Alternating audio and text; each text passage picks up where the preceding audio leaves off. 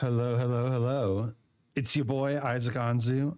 And today I'm writing music again here with my good friend, Augie Draws. Hello. Hello. That's I smug, am smug little PNG. I am here to witness Isaac and his sorcery. So Yes, I will be watching in awe. music sorcery, or bardsmanship as they call it. Oh my god, I like that word so much better. Bardsmanship. Listen, it's a good word. All right. But also, this is really like just a Isaac works on stuff and has someone to talk to as well. all hail, Fair. all hail, mighty Sir Isaac, the musical saga writer, maestro of badum. We should put some badum in here. I You always, gotta have the badumch. yeah. Actually, that's like unironically, I always start with drums because it's so much easier for me to think when there's a rhythm.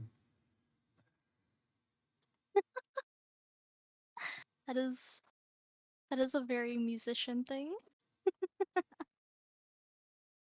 Uh, don't worry about this colorful little group here. That's a secret tool. We'll save for later. Uh, today we are writing some epic boss music. Ooh. Yeah. Um, There be like undercover badumch in the boss music. uh,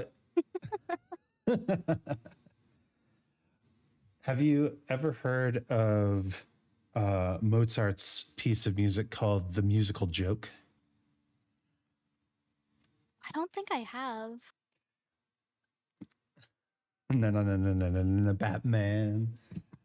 I don't. That's like hero music, though, not boss music. And Mozart, Batman's not a boss. Batman is the boss of a major corporation. Yeah. He's a capitalist boss. Yes. Oh no. Uh,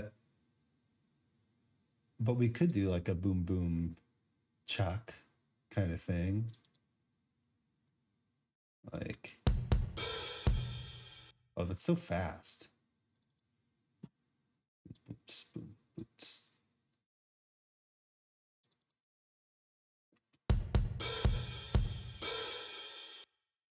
Boots, boot. Eh? Boot, boots, boot, boots. Ooh. Boot, boots, boot, boots.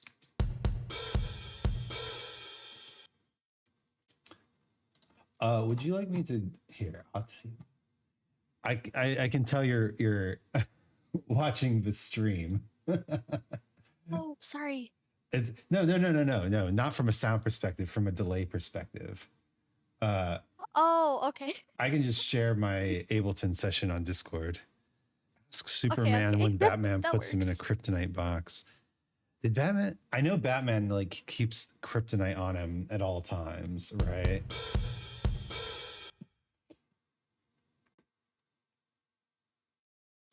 Let's see. I I mean they are. It is Batman versus Superman, isn't it? Yeah, I feel like Batman. Have you watched Invincible? No, that's no good. Ooh. Um Oh my God, I it's so actually loud. yeah, I have watched that one.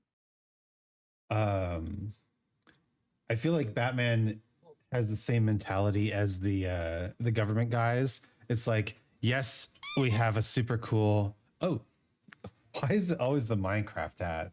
I need to fix this Minecraft hat. It's got like white things on it.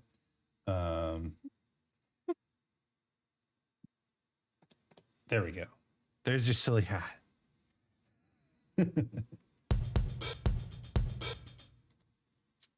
perfect for this stream. Perfect. Like Batman is the type of guy who keeps all of the superheroes in check just in case they get out of hand.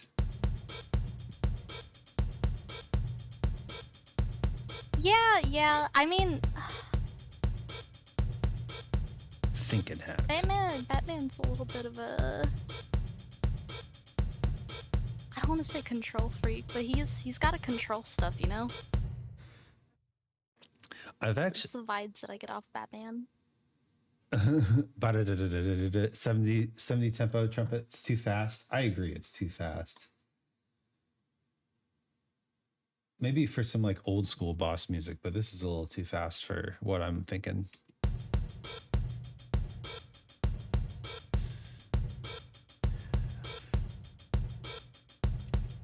Yeah. Batman's a bit of a control freak, huh? I was just thinking of something. A new topic. I forget. I lost it. I didn't want to call him a control freak, but he's a watchful eye, and I don't know. I guess if you asked me if I was more of a Batman or a Superman fan, I'd probably say Superman. Yeah. What's cool about Superman?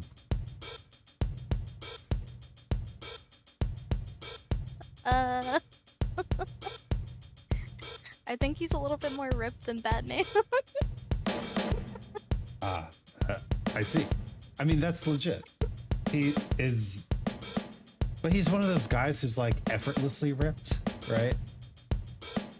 Yeah. It's like almost unfair. Why so ripped? He was born this way. Literally.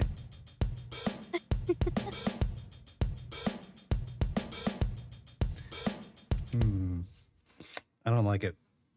It's funky. But I don't know if funky is what we want here.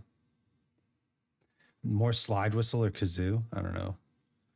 Maybe we'll throw a slide whistle in at the very end. So I think here. I think we need something like this.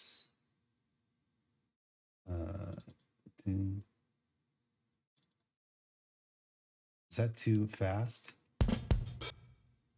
It is way too fast.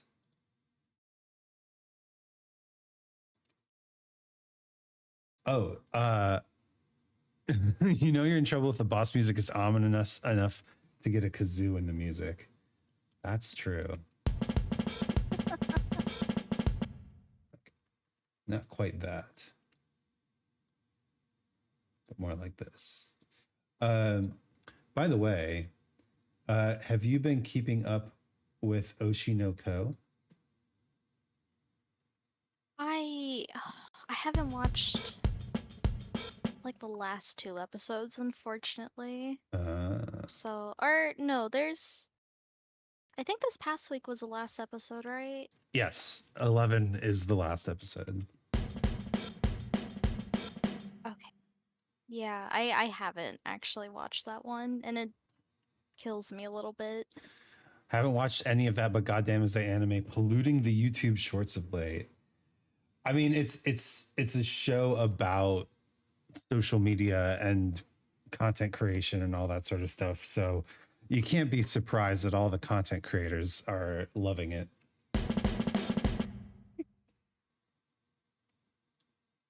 Why is it so very accurate?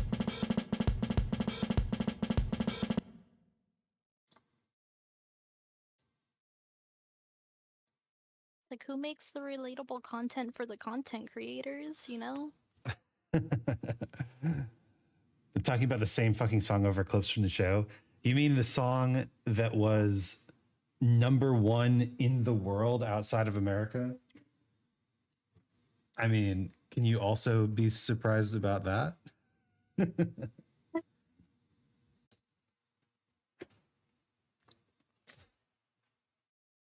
You actively had to look it up. I think that says more about your priorities as a music listener.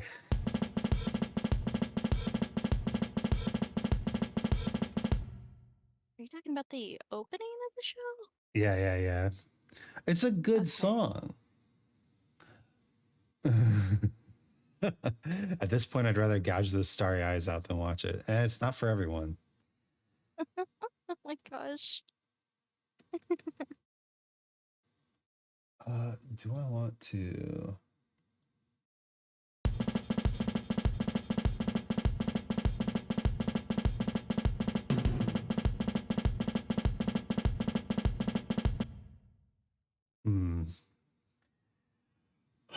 I'm not feeling this. Why am I not feeling this? Normally I write just funk. Time to open up that secret tool and see what we can do here. So this Pulling out the the secret weapon. This is a song from a video game. And it was sent to me by the person who I'm writing this music for. Her name is Benicula. And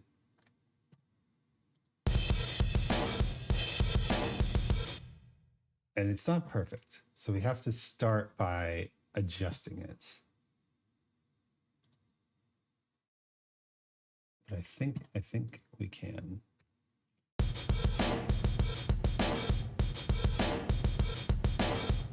Doesn't that sound funky? That sounds funky. It does. Bobbing my head to it.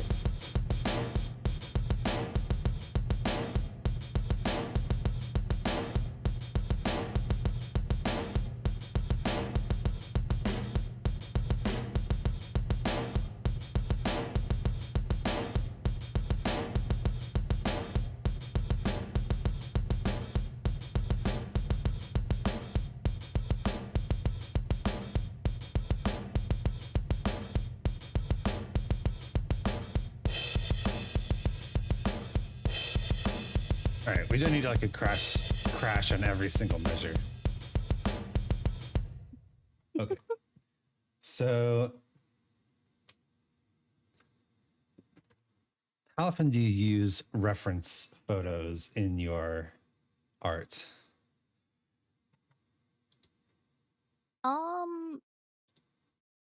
I pretty often. Like if not most things. Yeah.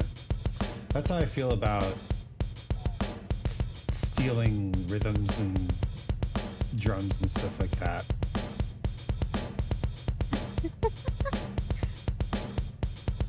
I mean, I take it as like inspiration more, as long as you're trying to put your own flair on it, you know? Yeah. So why don't we put our own flair on this? Yeah.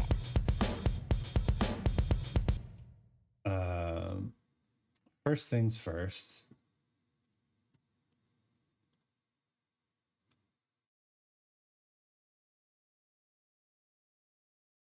We need a drum, a big drum.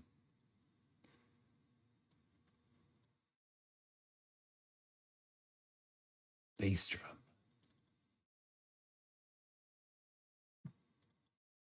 Big drum sounds suitable for a big boss. Yeah. Let's solo this and see how it sounds.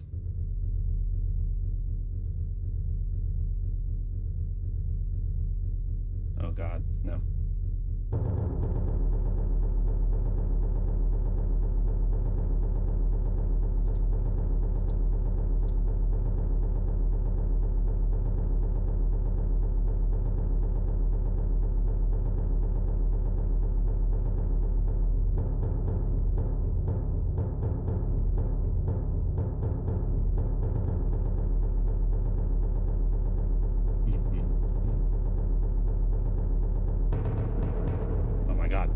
Too much. Oh.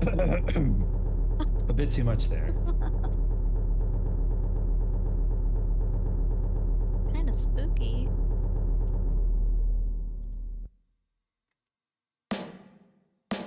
And then we have this.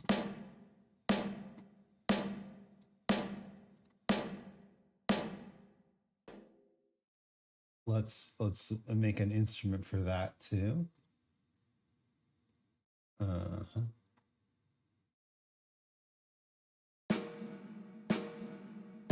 It's still a snare drum, but it has a bit more of an orchestral feel to it.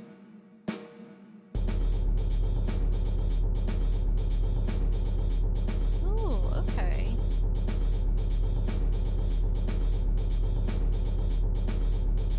Maybe we can. Maybe I can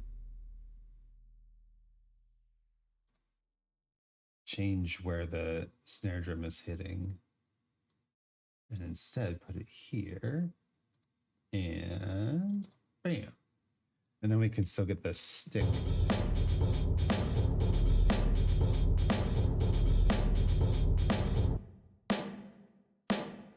Wait. I love that like ominous undertone.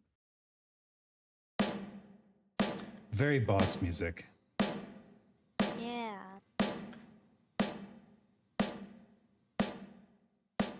Let's make this part quieter.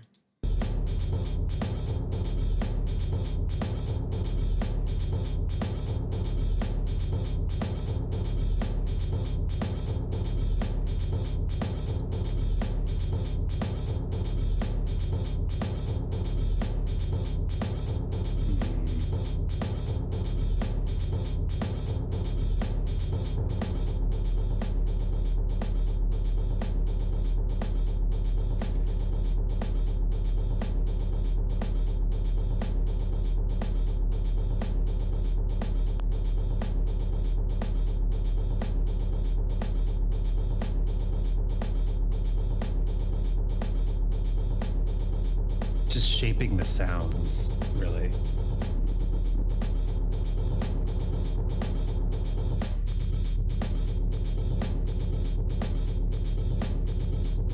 It's so interesting. It's like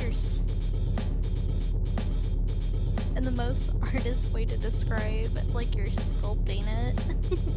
I mean, that is how musicians refer to it. Sculpting, you know. Oh. Ooh. Oh, okay. Yo. Anime Fox. Foxy, welcome. Oh, and Malefic Music, thank you for the follow. Hey, Raid. Doing another karaoke party. I would love to join one of those karaoke parties. Foxy Raid.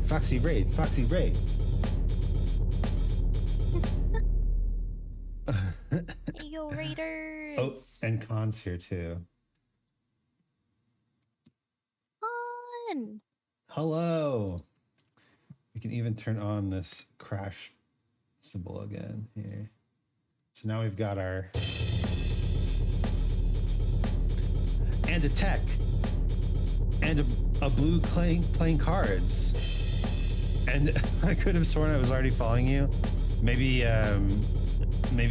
Twitch has deleted your follow. Also, Hopeless Heart, Texas. I'm guessing that's how you pronounce that. Welcome. Thank you.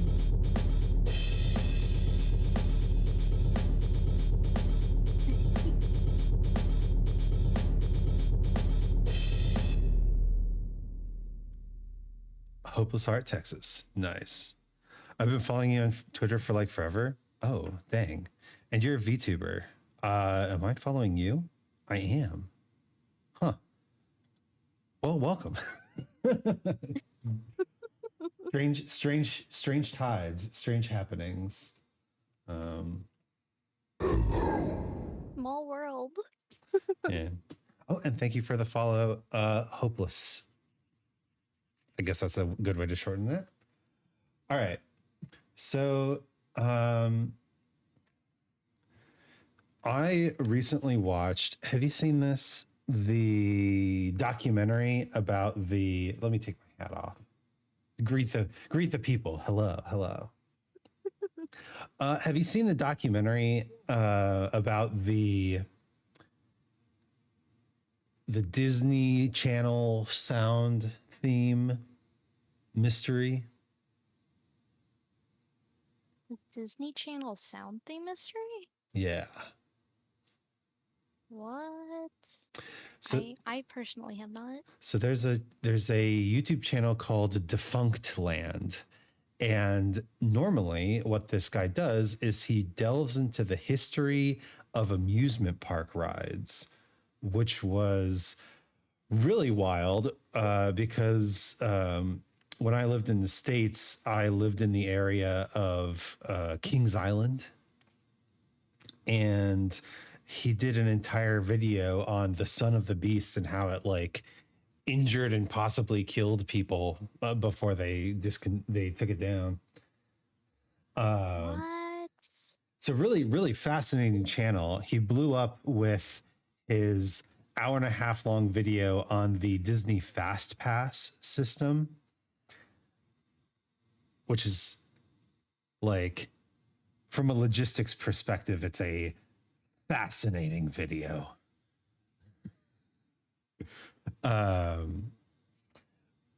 But he recently, Fast Pass. yeah, I think everybody in the world had that recommended to them at least once, like 6 months ago.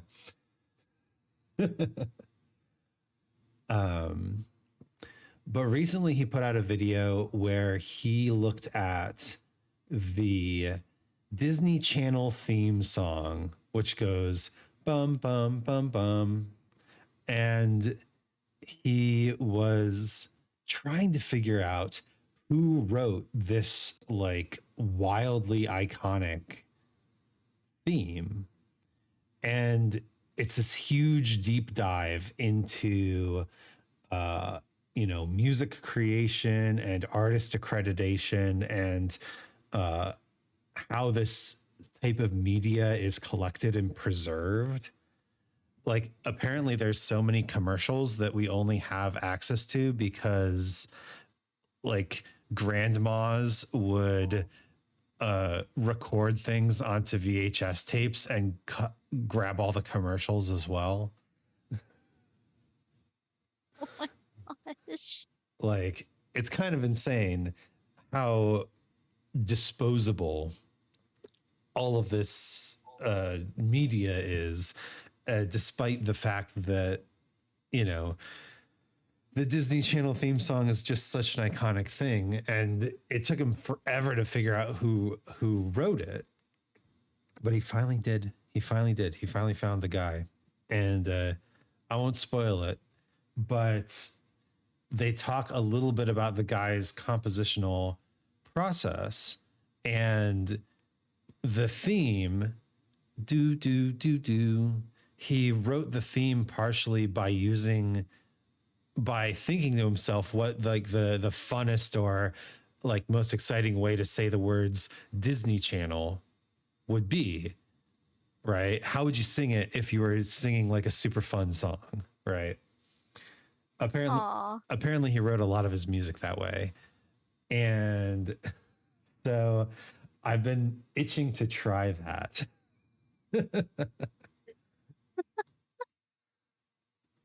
How would this sound if you said it? Yeah. Disney Channel. That's really interesting. Well, it's I'm trying to think of a good analog, right? It's kind of like if I said to an artist, Augie's hair is white with red streaks, right? And as an artist, you understand that, but you wouldn't be able to replicate it because you have a much deeper sense of color than I do, right? Yeah. You'd say, okay, white, off-white, eggshell, beige, and what red are we talking about? Right. So I guess, yeah. yeah, Yeah. from a musician's perspective, it's not just that when you talk, you are moving your voice up and down.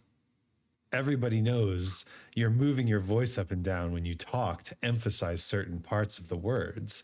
But to a musician, those are specific musical intervals. Okay. So the famous example is when kids on the playground say like na na na na na. That's a minor third for some godforsaken reason, and like why did that in particular become a minor third? Nobody knows, but it's like ingrained into every child that you tease people in a minor third. Why? Oh my gosh. Okay. Oh, wow. Huh. My brain is like blown right now. Yeah. So the part of the musician training is ear training, and you get to hear these intervals everywhere. And if you're paying attention, you really do start to hear them everywhere, and it's kind of annoying. I don't. Is that like a curse at some point, or? It it is actually. Have you heard of the concept of perfect pitch? I probably have, but I don't think I probably don't understand what that means. So if I sang a random note, a person with a really good ear as a musician uh, wouldn't be able to tell me which note I was singing, but if there was like a song playing in the background, they'd be able to tell me what that note is in relation to the song because they could hear the intervals and chords and all that sort of structure. A person with perfect pitch could tell you the name of the note without even a song behind it. Oh, okay. Oh, jeez. Yeah, so just hearing a random like a person with perfect pitch would be able to say that's a C, right? Right. Um, and it is actually a curse for several reasons. First off, whatever culture you train your perfect pitch in becomes your basis for all future culture. And so, or for all future music you listen to. And so, music from other cultures that uses microtonal notes in between the notes on the piano. Um, a lot of pop music actually is not in tune because they perform it in tune, and then especially in like the 70s and 80s they would speed up the record slightly and re-record it just to give it a little bit more like energy and boost. Okay. So it's actually like slightly out of tune, but it sounds better, right? Um, Is that I guess is that kind of like the equivalent of like you understand music so much that you can start breaking the boundaries to kind of mm-hmm. do out of the norm stuff like that, I guess. um, it's I mean, more not really out of the norm now, but it's more like it's more like if you could look at a color and tell someone else the hex code. It's not really like okay. it's a skill, right? It's not really Yeah. like knowing the rules inside and out. Okay, gotcha. But Okay, that's still pretty impressive. mhm. B7, B7, B7. But the other bad thing about having perfect pitch is actually as you get older, like into your 60s, 70s, 80s, your ear will start to wear out. Like literally the hairs in your ear will start to fall out or degrade. And people find that their perfect pitch shifts, right? What? So I'm using the pitch wheel to change the pitch here, but it's like if you used to hear C as this, now you hear C as slightly out of tune. What? And that makes everything out of tune to your ear, even like the pianos and instruments that you know are in tune. And yeah, it for people who have grown up hearing everything perfectly in tune, it can be horrible, like torturous. Yeah, I can definitely understand why now. That sounds awful. What, we're discussing hair falling out? Yes, ear hair. Losing your ear hair. Exactly. Talking about the effects of aging with perfect pitch. Correct. Thank you, Megs. Yeah, it's tough. Perfect pitch is tough.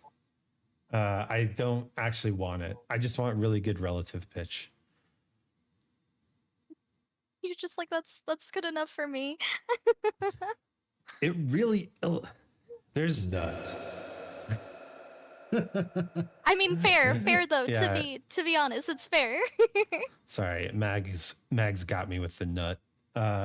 There's really like very few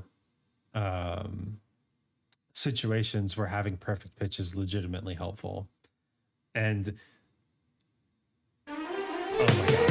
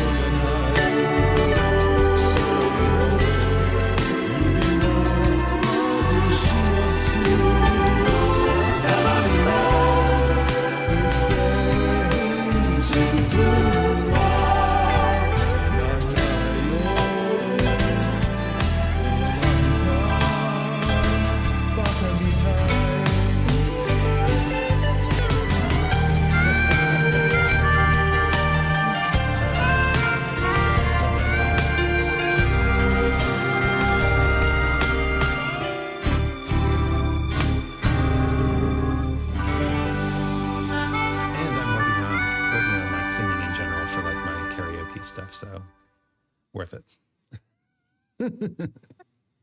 You're doing a good job. That was really good. Oh, well, thank you. Yay, disruption. I think that shook the earth. Oh. Yeah, Isaac no Ryu, that's me. Is it Friday night? It's Friday night. Wow.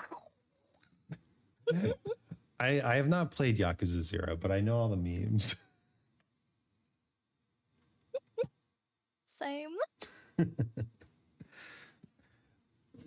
It actually is. Technically Yakuza 0. Speaking of singing, though, we were talking about singing little melodies, and so thinking like, what text do I want to sing for this boss song? Ooh.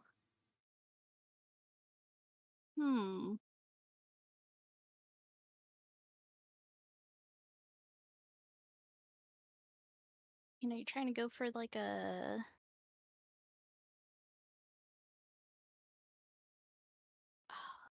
What is it? Like a lower or like a... I'm literally just trying to think of words right now. Can we hear it once? I don't have anything. I don't have anything to share yet. Here's the beat.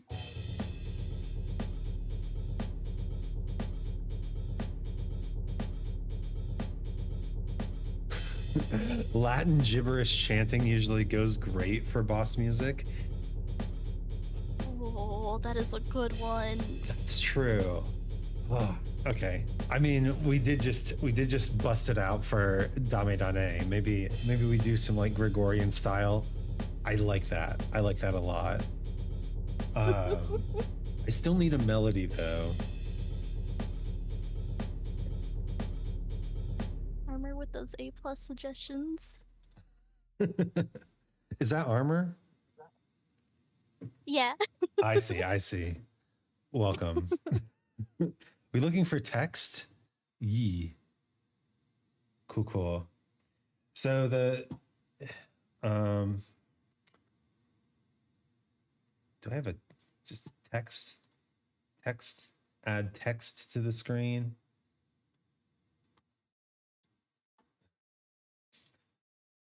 Pretty much. Okay. So ideas. So the person who I'm writing this for is named Bonnie. And so maybe we could do like Bonnie is the baddest bitch or something like that, right? Oh, went off the screen. That's good. Bonnie is the baddest bitch. She'll kick your shins in. I don't know. All right. Yeah. I already don't want to mess with Bonnie. Yeah. So now it's kind of like play the music, play the drum beat, like Bonnie is the baddest bitch. She'll kick your shins in. Bonnie is the baddest bitch. To kick your shins in. Nah, it's too rappy. It's too rhythmic. Bonnie is a bad ass motherfucker. It went up the screen again. I'm being accidentally wholesome. Oh no. She'll beat you to death with a tire iron.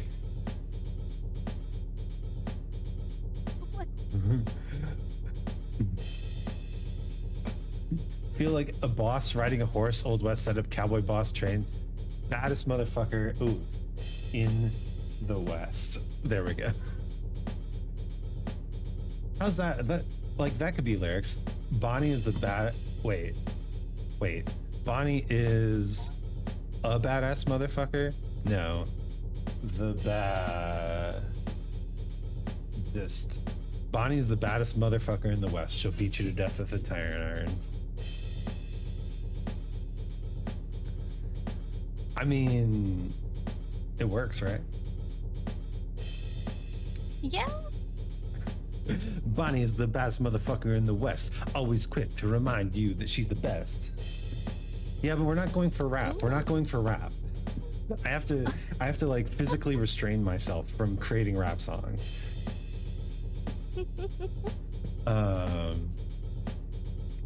We're going for a more lyrical thing, like Bonnie is the baddest motherfucker in the West. Instead of fast, try half the speed. Yeah, that's a good idea. Let's drop this down.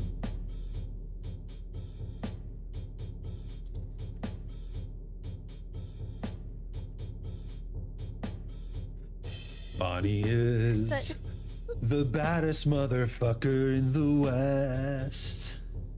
She'll beat you to death with a tire iron. I don't know. It's easy. It's so hard to sing at such a fast speed.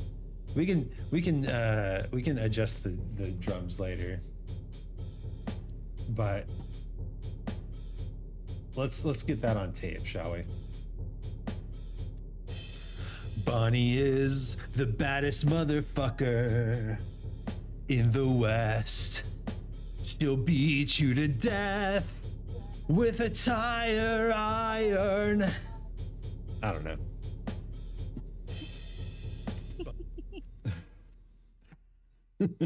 The fast beat was epic.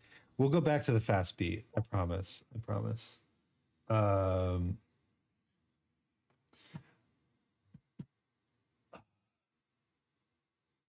No, please, Sir Isaac, no.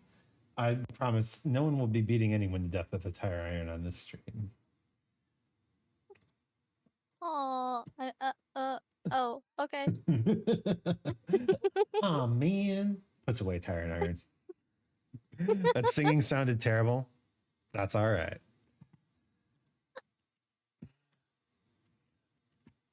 Okay, Isaac made up for it earlier. I've not practiced my Bonnie being the baddest motherfucker in the West yet. Maybe by the end of this stream, we'll be there. We'll all know this melody by heart. Bonnie is the baddest motherfucker in the West. Yeah, perfect. Okay, so now what we do is we go into the piano and we transcribe what we just played, or what I just sang. Bonnie is... Where's my...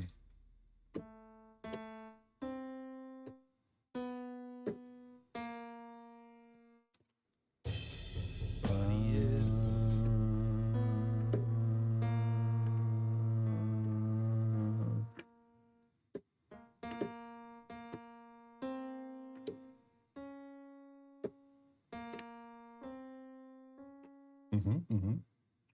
I could probably get rid of this massive text on the screen, huh? You gotta remind. While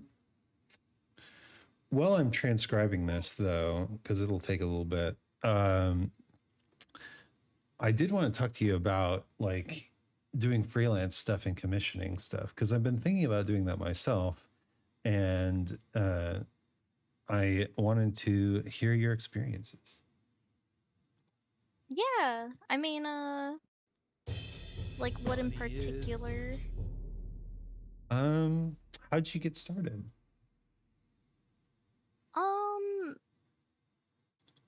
Oh, I started doing freelancing art. It's kind of been like an on and off thing for a really long time. I mean, I've been doing commissions for people for Yeah. 10, 10, 13 years? 13 Wow. years? Wow. Uh, I mean, it started off like not with real money, but you know, then it kind of moved to real money. What's Um, what's the uh what was like the hardest thing to deal with in the early stages, like starting to figure out, navigate the paths?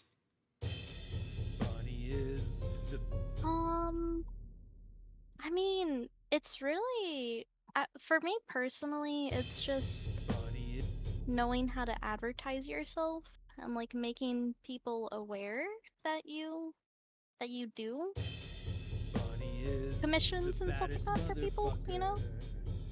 Um, a lot of where my first commissions came from was really just word of mouth. And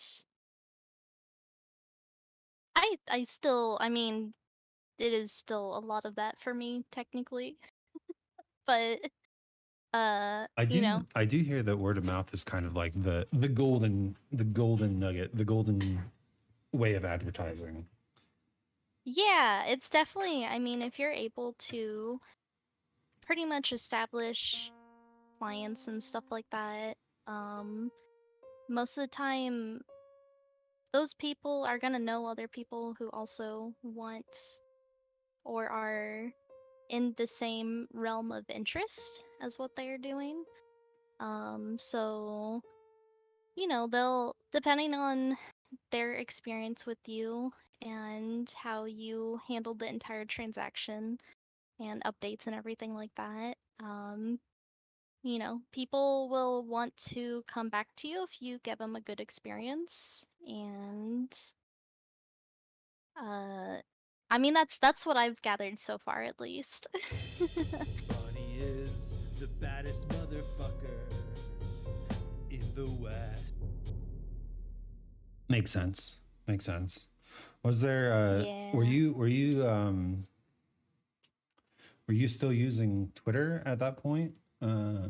Early on? Um, Bonnie is the bad. you know, Twitter is probably like my worst platform. I'm gonna be The baddest honest. motherfucker. I don't really get a lot of people commissioning me through Twitter. Um, Hmm. most most of Bonnie people, is at the least when I was baddest starting off, was like motherfucker. people that I actually knew through Final Fantasy 14. Oh, using an MMO as your networking platform. Classic. Yeah. Bonnie Yeah. is I the mean, baddest motherfucker. I kind of started off. I did a lot of stuff in Final Fantasy, Bonnie just as far is as the rating goes. baddest So, motherfucker.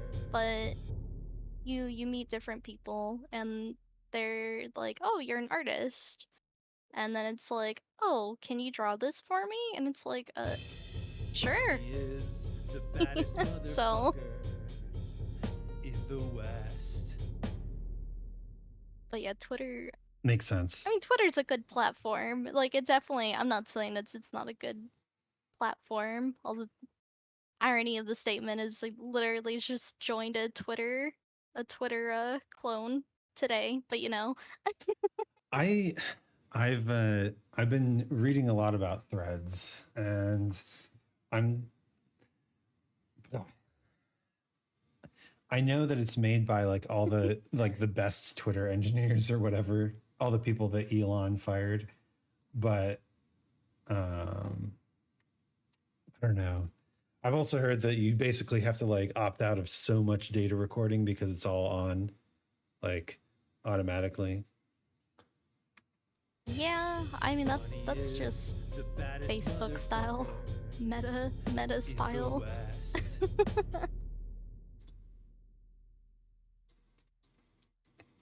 uh True, true. it's Bonnie is kind the of baddest interesting, motherfucker honestly. in the Um West. She'll beat you to death. Mm-hmm. It's the I think, cost of doing business on the modern internet, I suppose. yeah.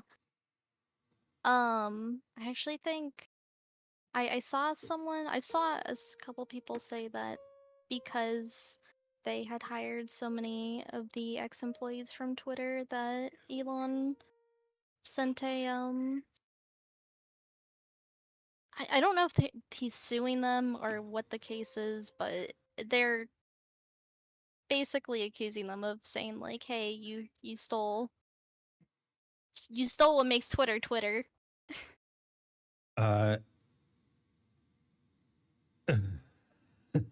Yeah, I'm truly going with these lyrics. We'll see. We don't have to keep the lyrics. I promise.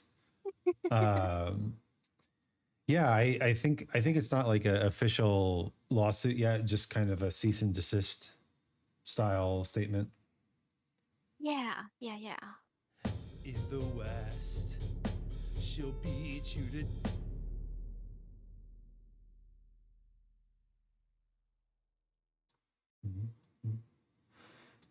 It's a mess. It makes me wonder how long the current system will last, because a big part of what is making Twitter and Reddit kind of die at the moment, right, is that the investor money is drying up, right? Hmm. They basically had this situation where they promised their investors that if they built a good product, people would come and then they could figure out how to make money from there. And they built a good product with the investor money and people came, and now they have these huge, massive, expensive user bases. And they don't know how to make money from people who have been expecting things for free for so long, right? Yeah. And Facebook is kind of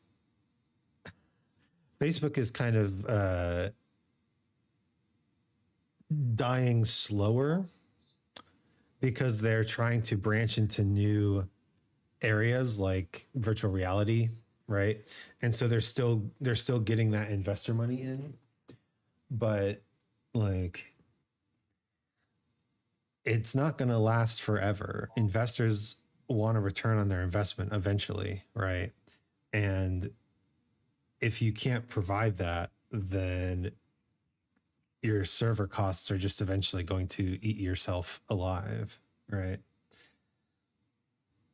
Right. I took a step to delete all That my makes social sense. media footprint. I'm at a lot of ease now. It was unnecessary information and eventually irrelevant stress. Yeah, very true. Very true. It's probably a smart idea. In the West, Yeah. she'll beat you to death. She'll beat you to death with a tire iron. Love that.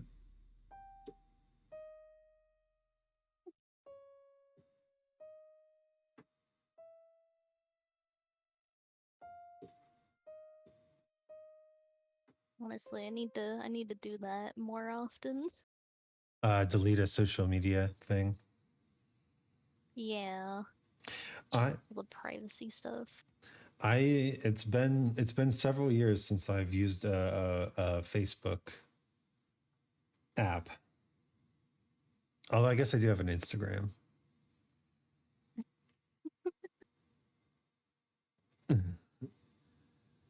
Facebook is a lot into government contracts. In India, Facebook has a government contract for internet provisions to rural areas. That's a huge contract.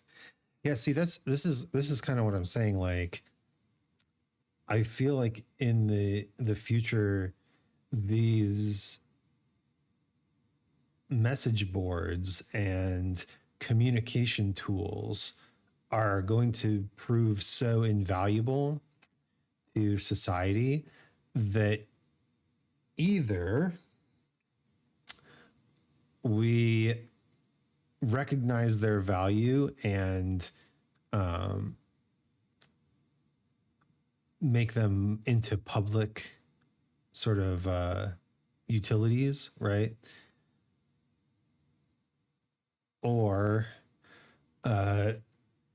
they get shut down because they're in the way of, you know, media manipulation, and then money, blah, blah, blah, end of society, that sort of thing. She'll beat you to death with a tie.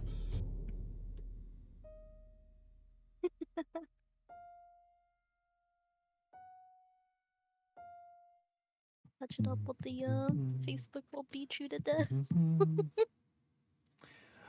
Listen.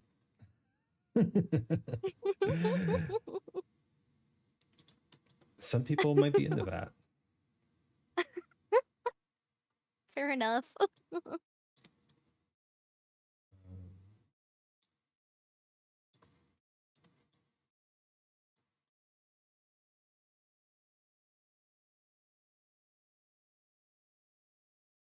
Want to talk about Zuckerberg's threads collect so much data they could probably find me and beat me to death. I want to talk about music that birds and animals make. She'll beat you to death with a tire iron.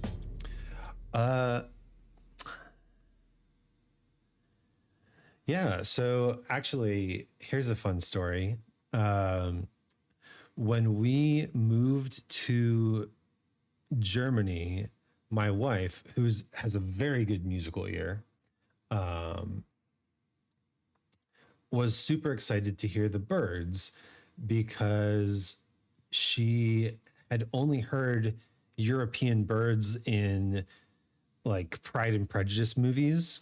And obviously European birds have different songs than American birds. And so when we got to Germany, we heard European birds, and she's like, "Oh my God, it's the birds from the movies." Yes. They didn't transplant the birds to make their movie about England. But it was cool. Do the birds over there sound different? Yeah, they do. Different songs. Oh, what? Well, they still sound like tweet, tweet, cheap, cheap, right? They don't like they don't have an English accent or anything like that.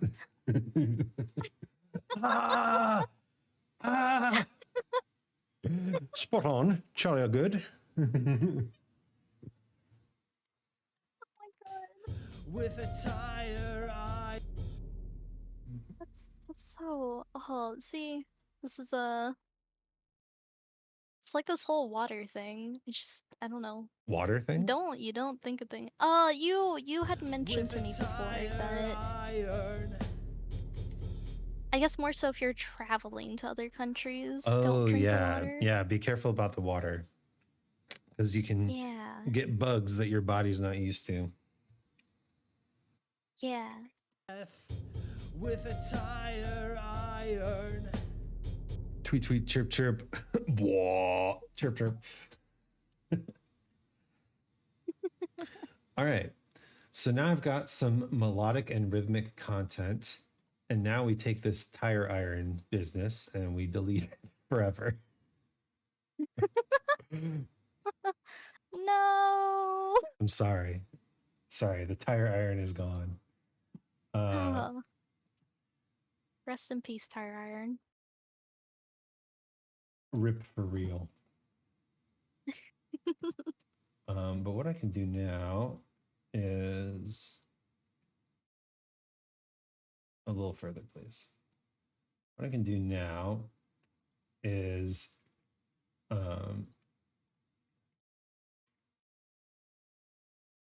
even further. Okay.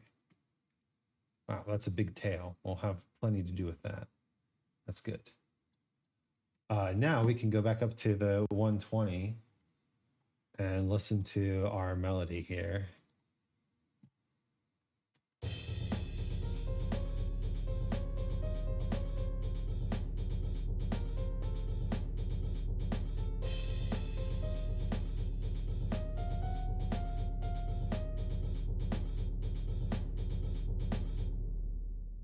melody.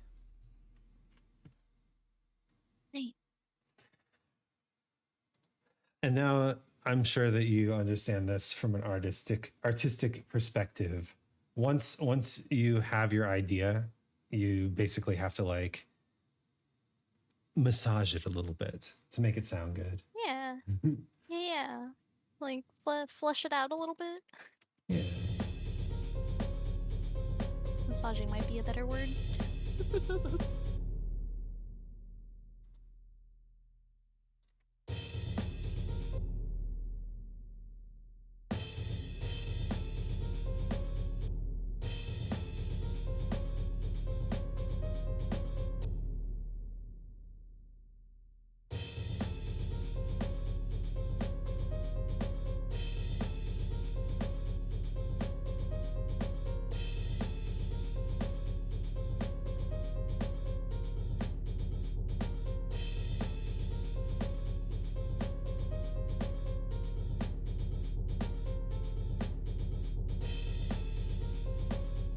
So now it sounds, I don't know, better to my ear. And that's what matters.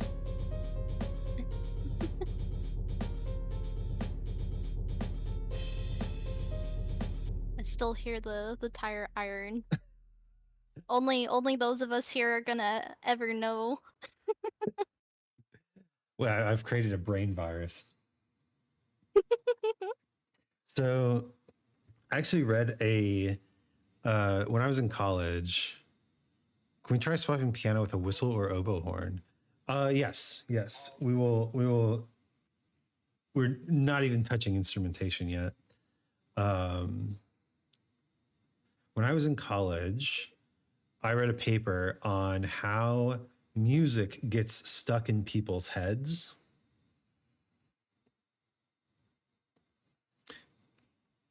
And essentially there's two main theories. The first one is that when you can sing a portion of a song, but not another portion of a song, your brain will loop back to the portion of the song that you know, right? Okay. If you know the chorus but you don't know the verse, then you'll never be able to escape the chorus.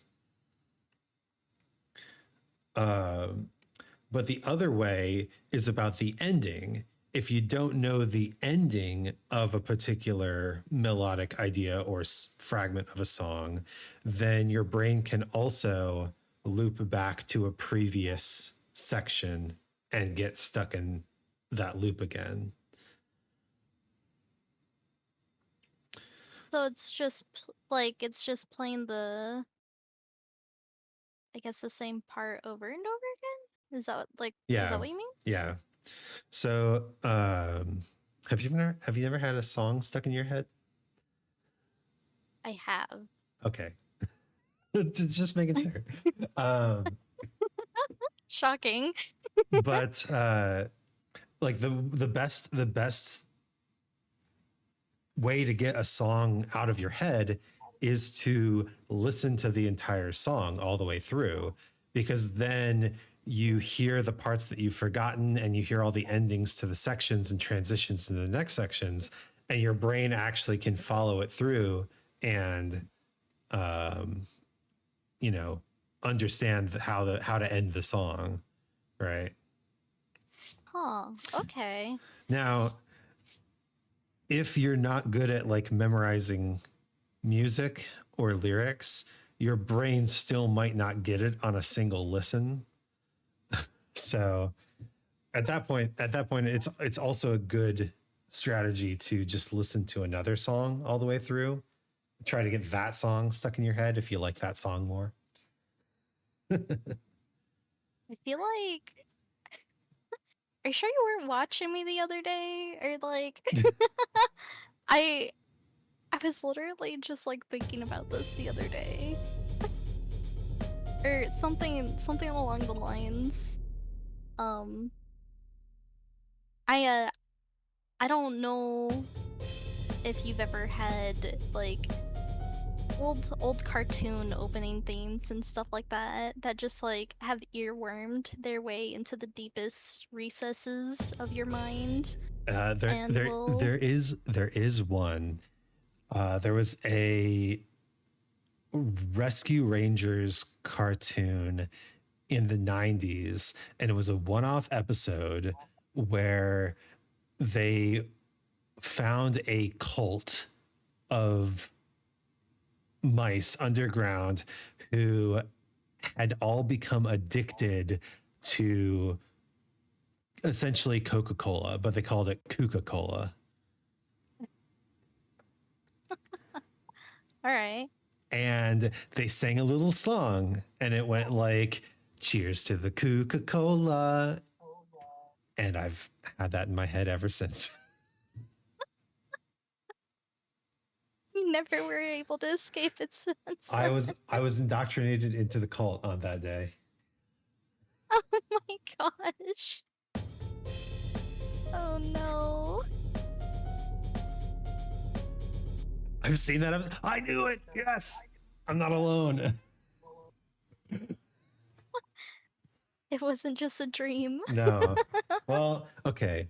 I've looked it up since, so I know it wasn't a dream, but there was also this like movie that I know I watched when I was young about like mantis like aliens, and I think it was like a Johnny Quest movie, but I have no fucking idea. And I can't find that shit anywhere. I've looked so hard to find this movie that I distinctly remember about mantis aliens attacking. Maybe that was a dream, because there is a Johnny Quest movie about aliens, but it's not even remotely close to what I remember. Oh my gosh. Still on the hunt for that one, huh? It might be a hopeless endeavor. No, you can't give up. No, keep going for my amusement. I mean, I've had ones where I've probably taken like a couple years to find something that like occasionally gets stuck in my head. And it's also very obscure and like I don't even know if it's this what is it? There is a Osmosis Joan movie collab with Ed, Ed, and Eddie. And what? Is Khan still in the chat? he would love that shit. This is a real thing. It took me a few years to find it, but it's real. Wow. But yeah, they made a Flash game that it's I don't know if it's like supposed to be in the style of Ed, Ed and Eddie, or if it was literally no, it was Ed, Ed and Eddie. But you're a cell that goes into like I think Ed's like stomach or something because he ate something. And that background music still haunts me sometimes. But it's like the most obscure thing, so it's like how are you where are you gonna find that? Yeah, how are you ever gonna hear that again? Never. Union Alt 5, hello. Hello, welcome. Here's one that fucked me up for a long time. We had a computer game that was like detective, like be a little detective and run around. It's like super pixelated, right? And the music went like this: beat it up, beat it up, beat it up, beep, beat it up, beat it up, beat it up, up, beat it up, beat it up, beat it up, beep, beat it up, beat it up, beat it up, up. Fair enough, right? I found out later that is kind of the first movement of Mozart's Symphony Number 40. Pretty cool. except in Mozart's Symphony number 40, the accents are different. So it's beat it da beat it da beat it da da da da da da da da da da beat it da da da da da da da, and they change the accents for no goddamn reason. And the first time I heard Mozart's 40th Symphony, I thought it was wrong. So it made me so angry. It's like, no, I know this. This isn't right. Yeah, I was angry about it. Oh my gosh. It's like the it's like the Mandela effect, except I know exactly where I heard the wrong one.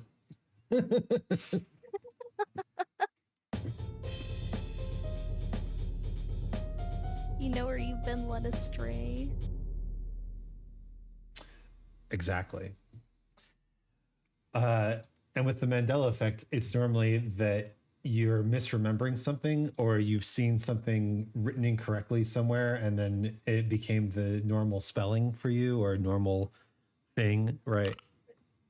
But the Mandela effect is like you can't identify where you saw the wrong thing, except every time you started seeing the right thing, your brain just substituted the wrong thing instead.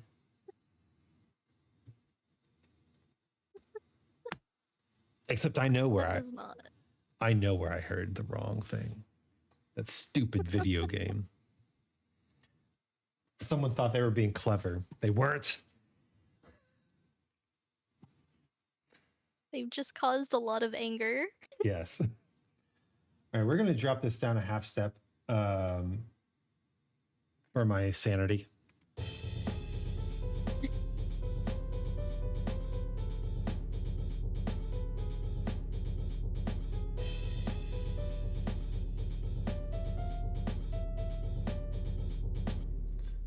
Okay, sick. Now we mark out some basic harmonies under here.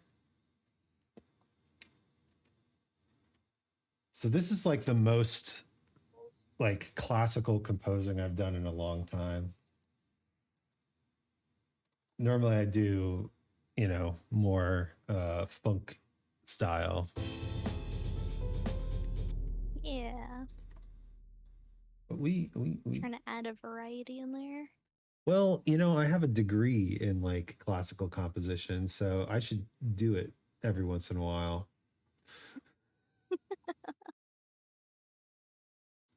Fair enough.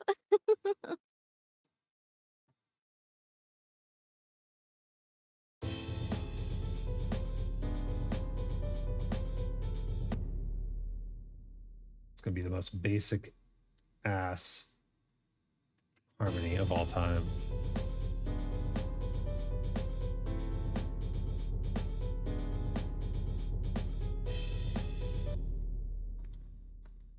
That is how I feel about animation sometimes.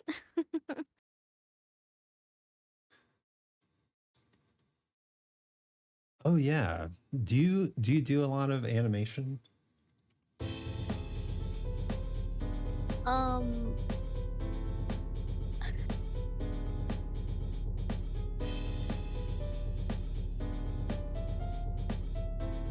In practice, probably like 15% of the time of what I'm drawing. Interesting. I'm so in awe of animators in general. Just powerful people. Especially people who do like animation by themselves.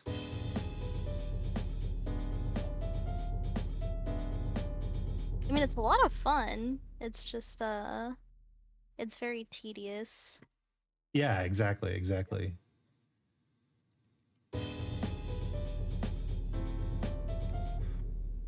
What chord goes there?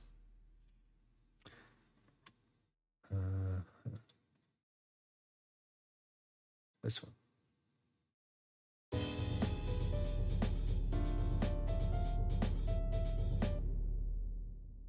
Did?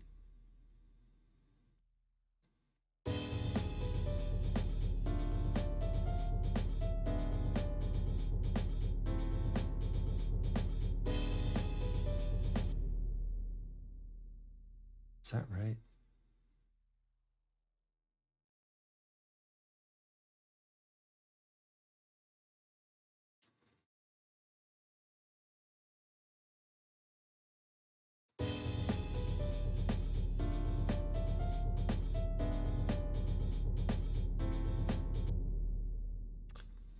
Pretty much. Okay. Close enough. So now we have our little melodic segment. So now we just like make some versions of it. Right? Ooh. So the easiest one is duplicate. Wait, no. Select all. Twice as long.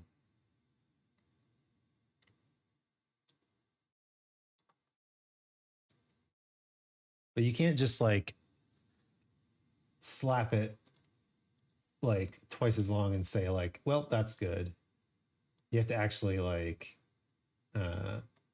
finagle it, right? Got to make it sound good.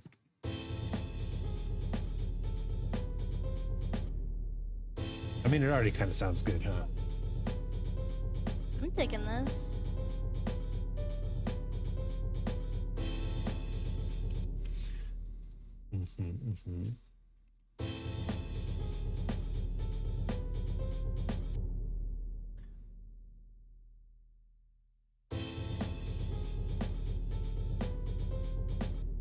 Beam, beam.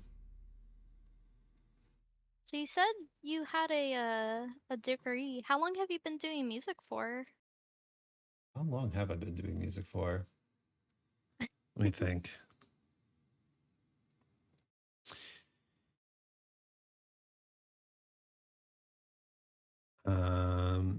I've been playing an instrument for longer than I can like think of. Like the officially started was like in middle school, so I guess that'd be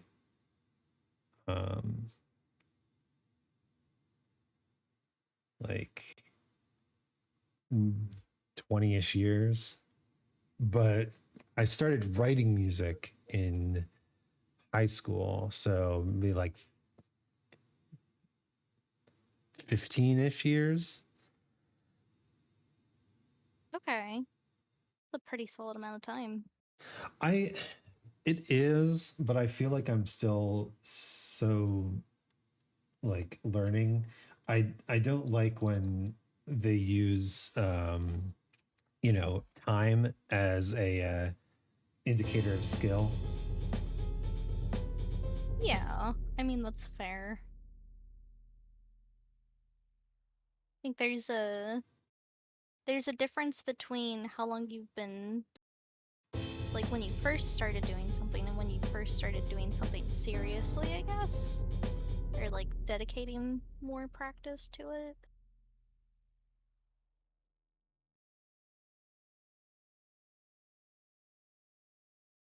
Absolutely. Like not all practice time is equal, right? Exactly. But even then, you know, I spent a lot of time, you know, learning about different instruments and learning about different classical music genres and tropes and avant-garde classical music. I learned a lot about avant-garde classical music. And I got to say, none of that helps you write a sick funk beat. So I've been really into sick funk beats for the past few years, and my classical training is very limited. mean, that's just spreading the boundaries of interest. Yeah, true.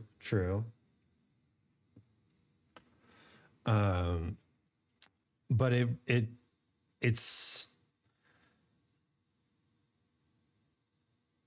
it feels different enough that it's like starting over. Cause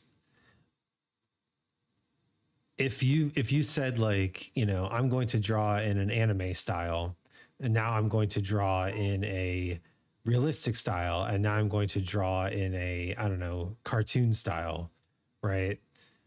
There's a lot of difference between those styles, but you're still using like your drawing pen, you're still using your arm muscles, right? Yeah. Like there's there's a large portion of funk musicians who just don't read music at all. Oh, really? Yeah. Like, why would you need to? If you know the notes and you know the key on your guitar, why would you need to ever write it down? Huh. Interesting. Okay. I mean, I guess as far as like maybe that's a difference of artist and music, because I feel like from an artist perspective, like I started out drawing realism and drawing off of real life when I was, God, I don't even know how old. This was like probably like 7th grade. So, and I drew realism for a very long time. But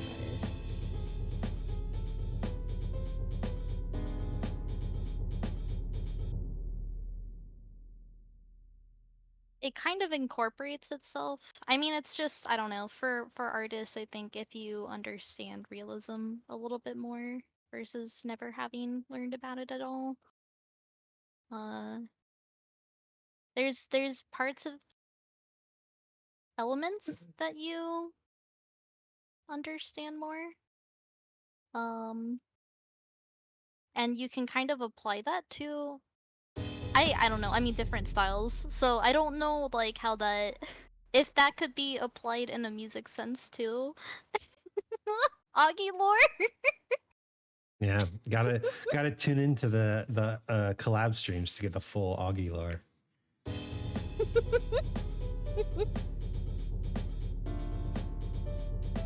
They do love their lore.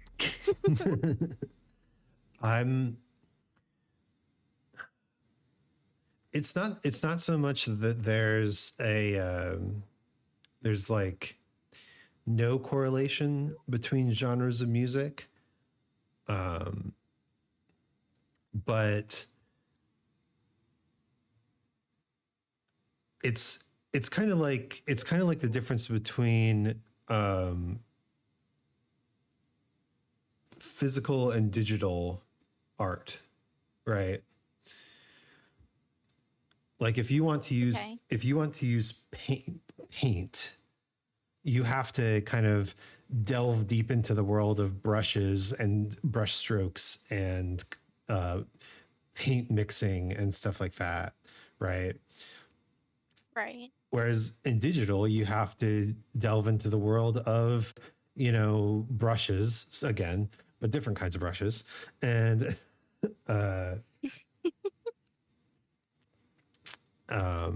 like layers and masking and colors and stuff like that, right? Yeah. So it's like a classical musician could probably jam with a funk band, right? If you put a violinist in a funk band, they could probably figure it out, right? And if you told a like funk drummer to drum along with a piece of classical music, they could probably figure it out, right? But it wouldn't necessarily sound the best. It wouldn't sound good.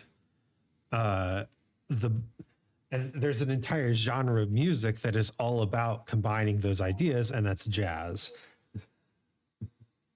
Oh, okay. Yeah. Jazz is where you take the classical instruments like trumpet and upright bass and whatever. Saxophone is a weird exception. Don't listen to the saxophone too much. But you take those kind of ideas of chord structures and melodic ideas and you put them over a funk groove, but then you also take the idea of jams and riffing and improvisation, and you give it a harmonic and melodic structure built in kind of classical nomenclature.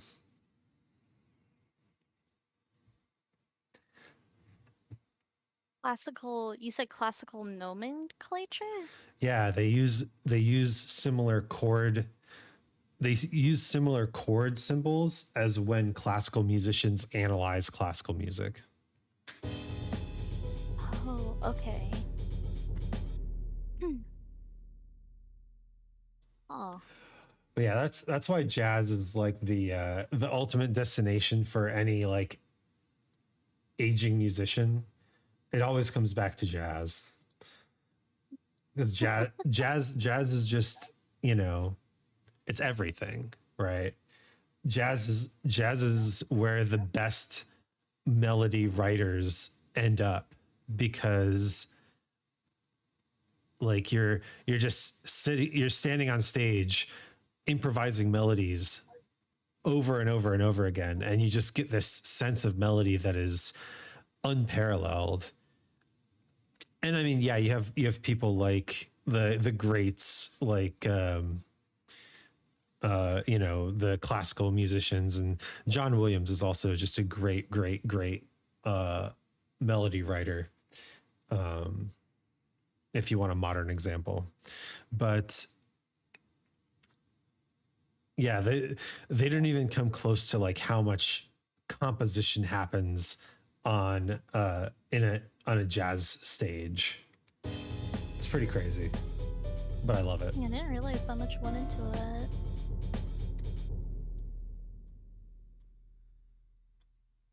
It's jazz. It's like, it's the deepest.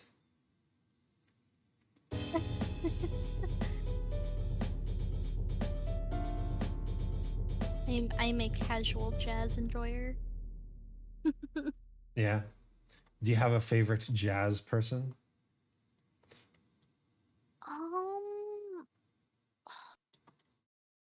I think it was jazz. Let me double check myself before I say something and embarrass myself.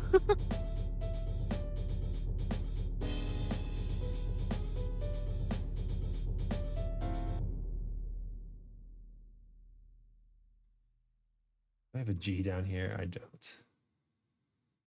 That's okay. We don't need to worry about silly things like, do the notes match up?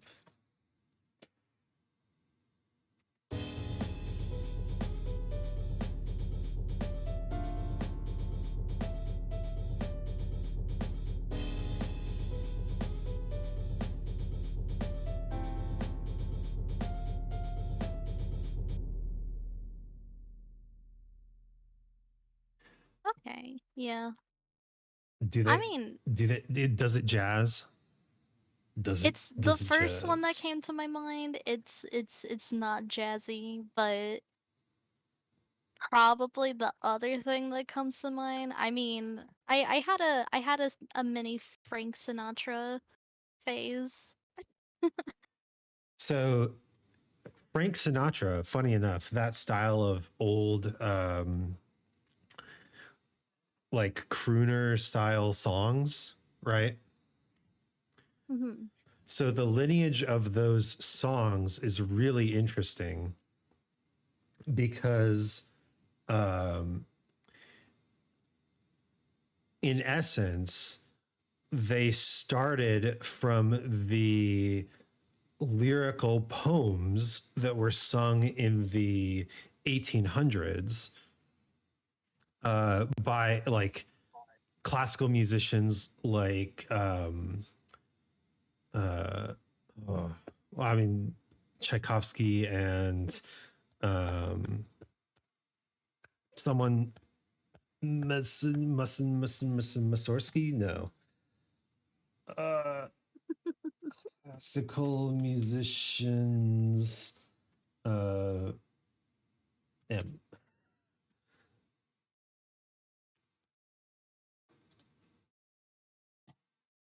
Give me something. Give me something. Give me something. List of composers by name. Hey, this is what I want.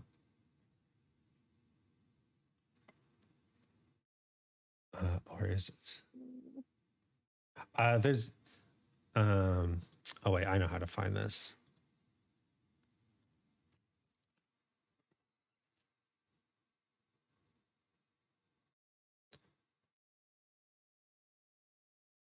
There's a particular composer who was really into it, and let me see if I can. Oh my God, there's so much here. Mendelssohn, Felix Mendelssohn. He actually wrote the Midsummer Night Dream Wedding March, which is the bum bum ba bum bum bum bum bum ba dum bum ba bum. Yeah. Okay. He wrote a ton of like music for piano or orchestra with a solo singer as well. Like he would set poems to music, and it was huge back in the day. People didn't have access to like huge symphony orchestras or recordings of huge symphony orchestras, so symphonies were like humongous events. But a song that you could learn and play on the piano or whatever instrument and sing along to, like that was popular. That was huge. So he wrote so many of those. And those styles of lyricism carried into the early crooner genre, which then started to bring in more and more stuff from the blues and early jazz until finally jazz took the stuff from the crooners, and that's where you get big band. Oh, okay. Oh my gosh. So basically like big band was born from jazz players taking these songs, which, by the way, a lot of these songs, like from Frank Sinatra and them, had already become jazz standards because, you know, people knew those songs, right? Right. And so if you're up on stage and you're in a jazz band, you're going to say, like, we're going to play. These are a few of my favorite things, or we're going to play like My Funny Friend, or we're going to play Autumn Leaves. And hilariously, some of these songs are now more famous as jazz pieces than the originals, because the jazz guys just like took them over. But then it got to the point where like, well, we want to play Autumn Leaves, but we like the sound of, you know, Frank Sinatra singing Autumn Leaves with a huge orchestra behind him. So we're going to make a jazz orchestra. And that is how big band started. Oh my goodness. And then Duke Ellington, like Duke Ellington was like, but what if it was fast? And that's how swing started. Oh my gosh.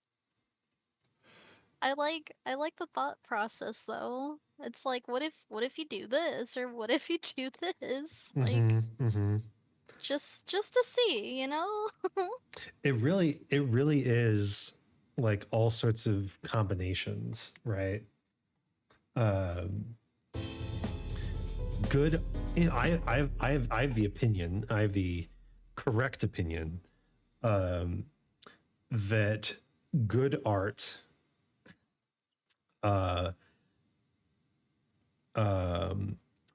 good art eats the culture and good art feeds the culture, right? And so like Okay. you can, if you want to make like an impactful piece of art, you have to place it into the cultural context that people can easily understand and connect to. And that means using tropes, and that means using genre, and that means using style that people are familiar with, right? But Right. good art also feeds the culture, aka you bring something new to it, you change it in a new way that then allows other people to experience it in a new way and to use it as their own food for their art. Oh, okay. I see what you mean now. Mm-hmm. It's cannibals, it's cannibalism all the way down.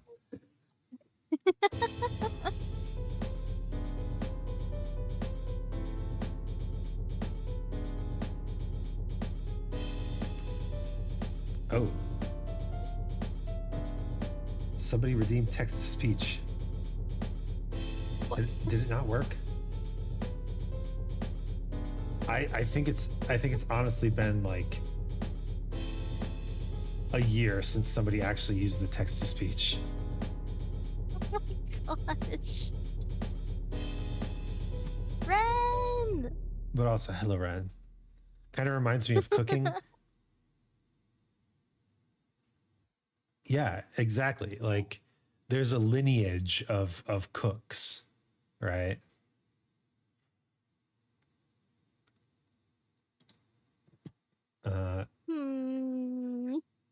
I feel like I know even less about cooking.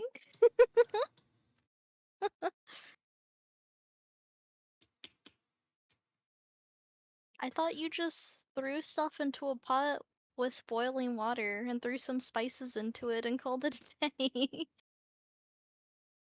I guess if you wanted to torture the ghosts of the French chefs who haunt your kitchen, then yes, you could do that. Wow, my text to speech is not working.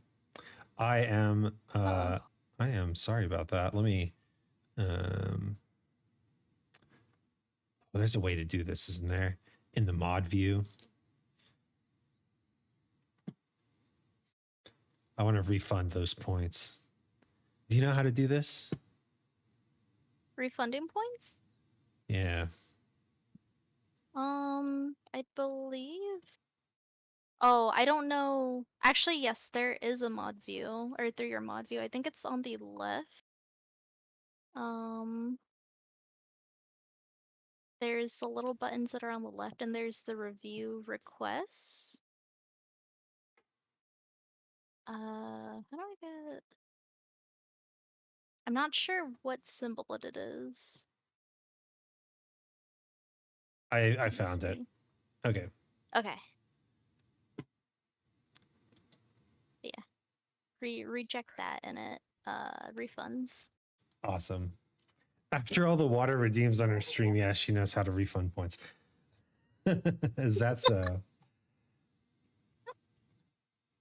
I had to learn the hard way.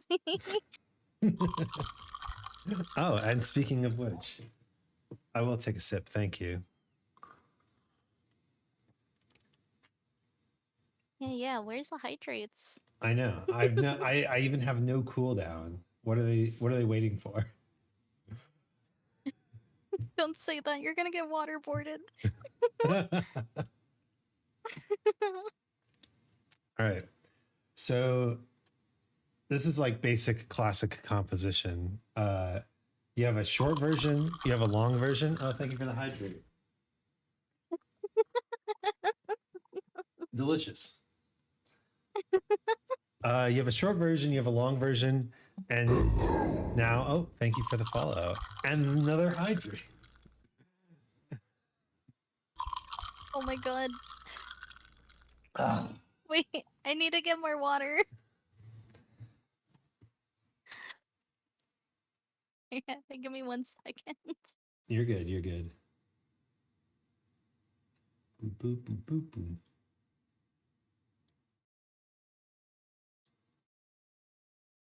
Do, do, do, do, do. You both better be so hydrated now. Let Augie get some more water, and then we'll be hydrated AF. AF, I say. AF!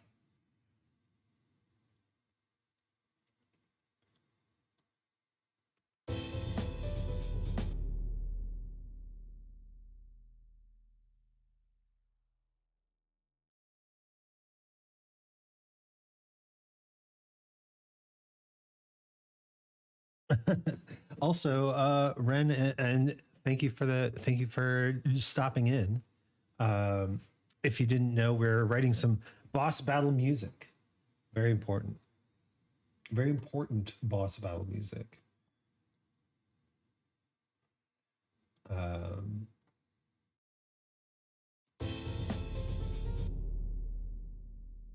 That's rad. Yeah.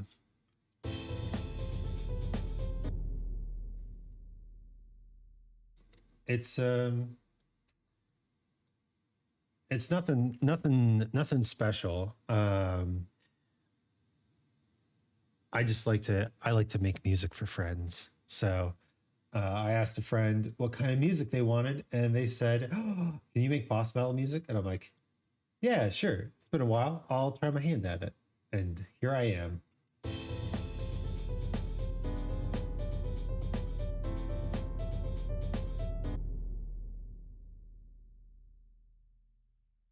That's so cool. I sounded good so far. Why, thank you. It's one of those things where if you are a musician and you're into music, you understand that it's nothing special. But if like, I feel like music is still a very esoteric process to a lot of people.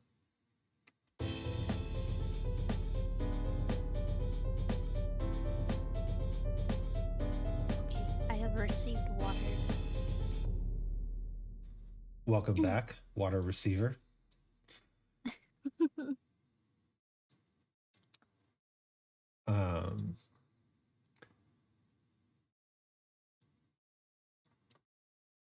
I think I was talking about this, right? Music is hard to share. Music is hard to talk about objectively. Even people who write music have trouble talking about music subjectively. Like with art, you can kind of like throw it up on Twitter and people be like, looks good, or your lines are whatever, or right.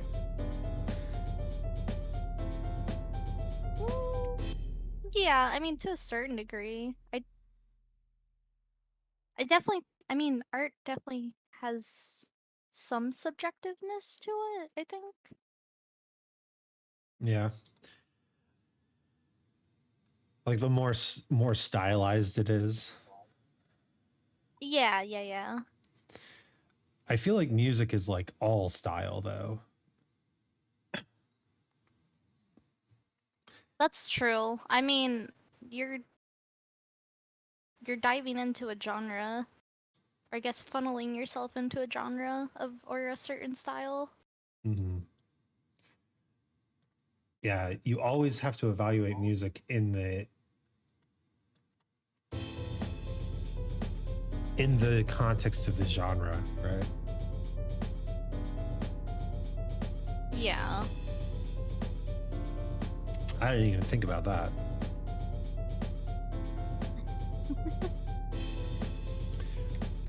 But what I was saying earlier is we have a short version, a long version, and now we just make some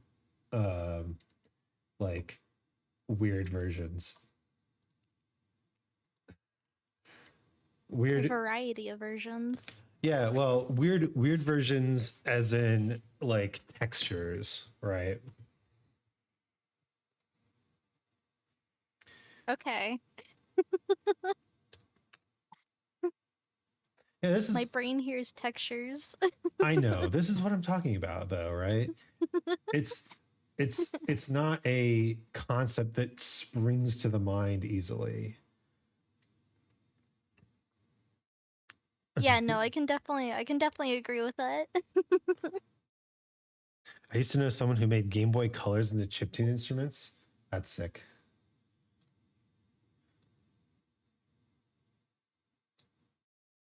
I declare that sick. That's pretty cool.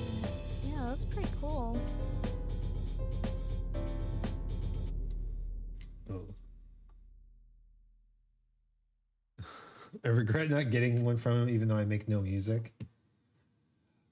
I mean, you don't have to make music to enjoy music, and I think that's the other thing is like you can kind of look at a piece of art and say like this is an amateur artist or this is a professional artist, right?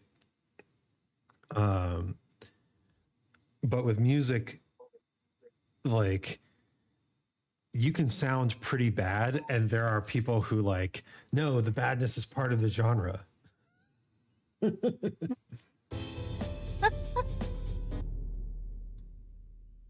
Oh, that's what is that genre called? Wait, let me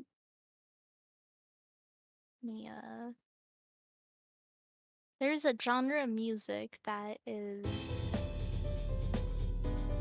I guess, in the definition of very interesting. Let me see if I can remember what this is, if you've ever heard of this before.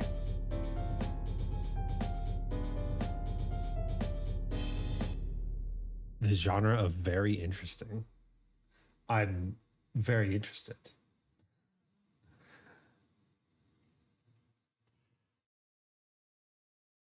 I did actually just spend over an hour making almost a 9-hour playlist for a pool party this Saturday.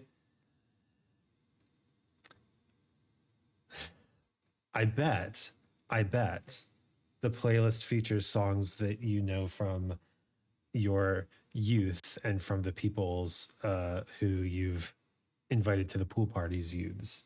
And that's the other thing about music. Like, you don't look at a piece of art and think like, wow, this reminds me of, well, maybe you do, right? You look at a piece of art and you say like, wow, this reminds me of a drawing style I saw from my youth that I really enjoyed. Like people do that with like the old school anime art style, right?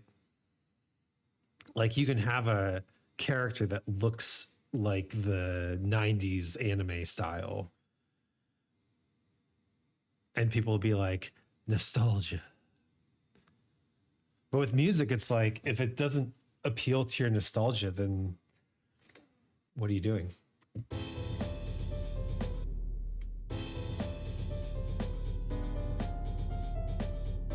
Nostalgia is everything for a pool party. So true. Is there a more nostalgic gathering than a pool party?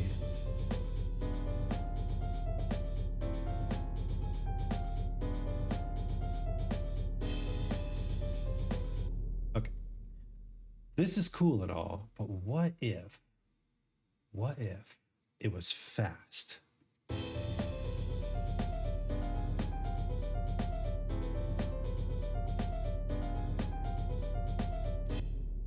Yeah, I dig the fuck out of that. 1, 2, 3. I feel like that's why aesthetics in music some tend to come back and get recycled. I've got so much to say on this topic. How much time do you have? The cycle of music is 20 years.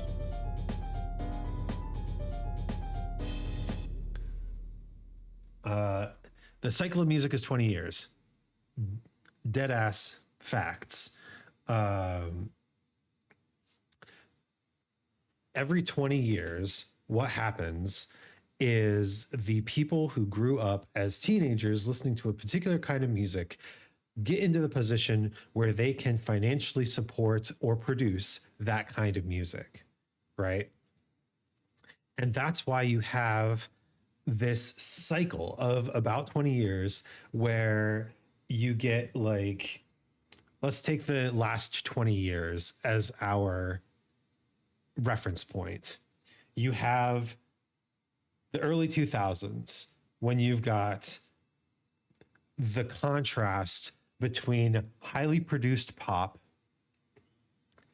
and highly produced like metal, right? Like new metal, dark metal, hard rock, right? And you've got this tension between pop and rock, right?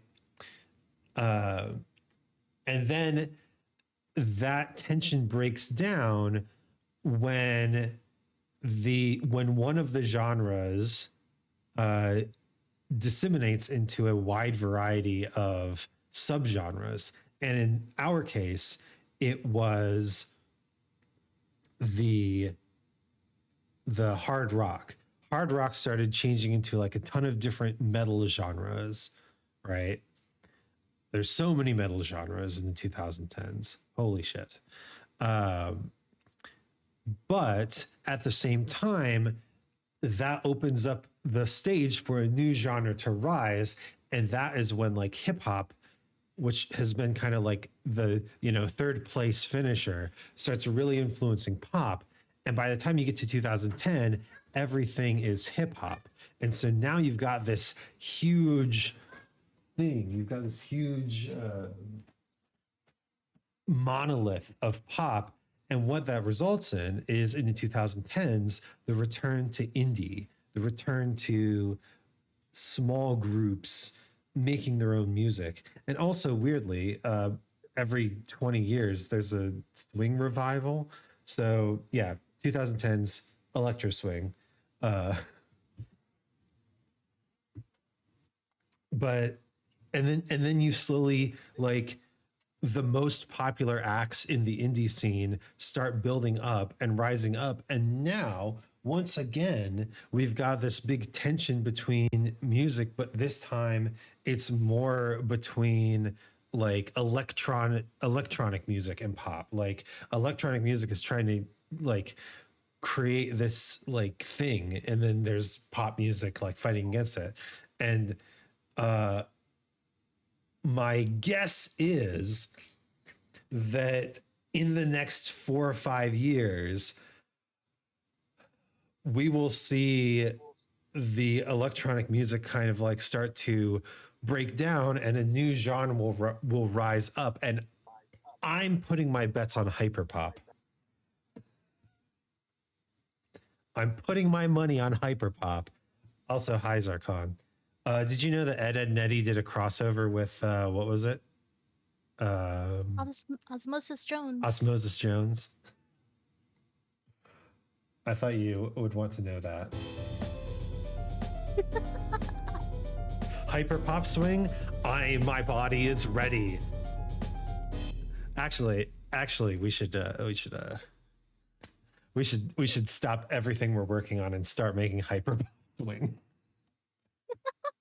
Get on it. That's the next thing. Hyper pop swing. I'll be next week. Next week, hyper pop swing. Time to be ahead of the curve, Isaac. That's right. Yeah, start the genre. Start the genre.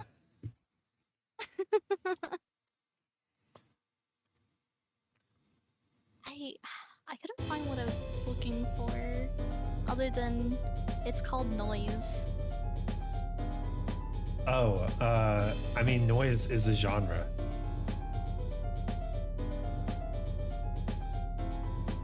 I didn't know if it was or not.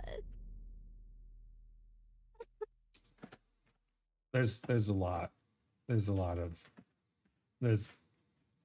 music.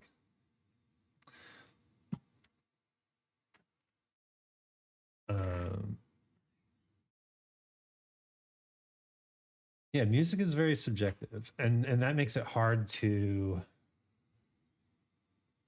to disseminate, because essentially you're either making something that like pings on people's nostalgia deeply, or you're making something that they just like, okay, yeah, sounds like music.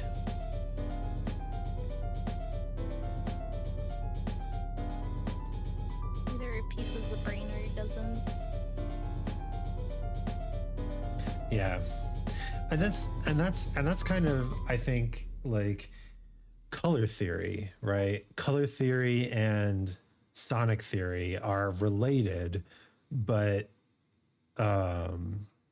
like there are distinct colors that look good together or work together or cause certain emotions.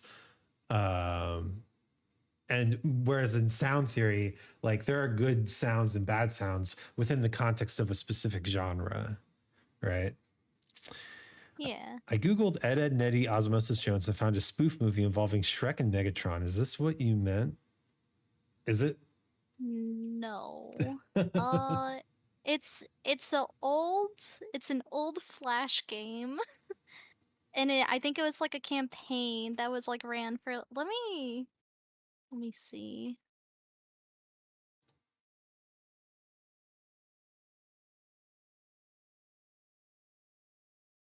All right. So, um,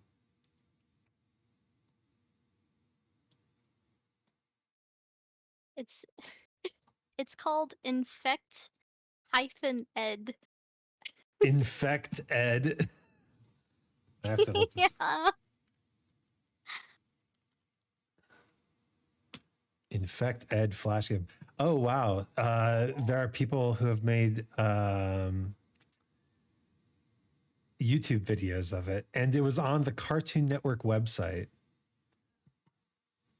Yeah. That's the one. The game was made Wait, you as remember that? I'm looking it up right now. The game was made as a part of a cross promotion with Osmosis Jones. Yeah. There you go, Con. There's your next gamer stream. Oh my god. Speaking of nostalgia.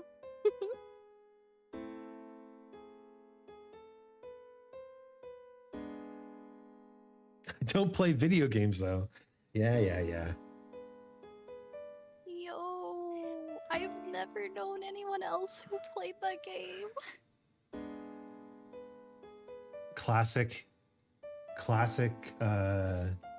gamer strats. Okay, so would you like to know the secret of turning this from a little collection of piano melodies into boss music? Yes. Okay, here's the secret. We go to my orchestral plugins. And I know this is not being captured on the thing, but we activate the organ. Oh my god.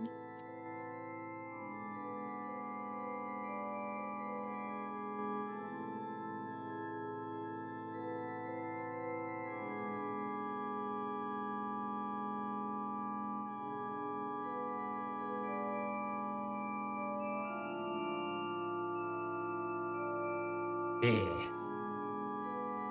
I wonder if it's so good. I wonder if the other organ would be better. Let's see.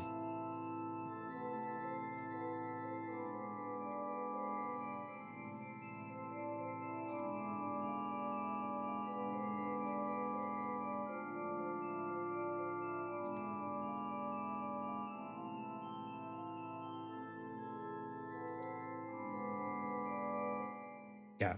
So now that we have the organ here, we need to adjust our chords to make them fit with the sound of the organ better.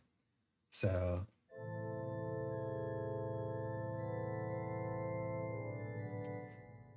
one thing that all organs have is a very low note.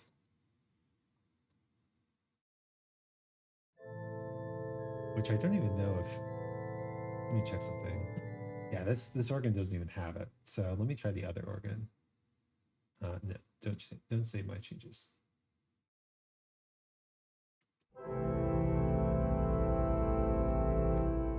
Oh shit. Okay, there's 2 organs. Got it. So we need to actually duplicate this. Wait, not delete. Duplicate. So we need 2 different organs here. And I actually do like this organ better. Oh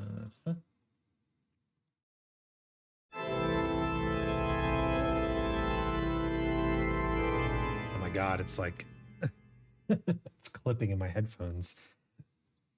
Too loud, too powerful. Okay. I have the urge to say the sickness must be purged. The sickness must be purged. The sickness must be purged. Okay.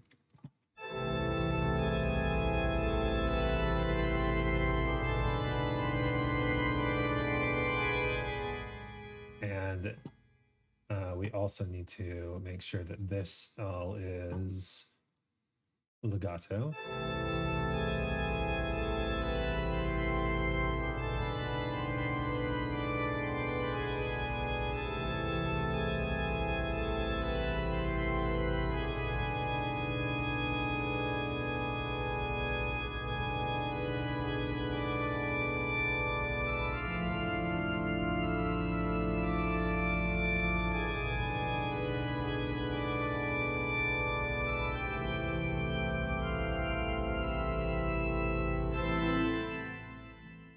Yeah, that's what I'm talking about. Needs more cowbell. We'll get there. We'll get there.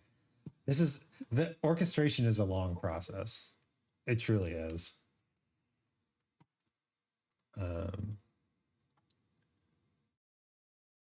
What's the sickness must be purged? What's that from? So it's actually from a boss fight in Final Fantasy XIV. Oh, lots of organ in that one. Yeah. I wish I had the vocals to mimic because just the way that the character says it is it's pretty good. Excellent. Oh yeah, it's filthy rats, sickness must be purged. So we gotta clip that now, right?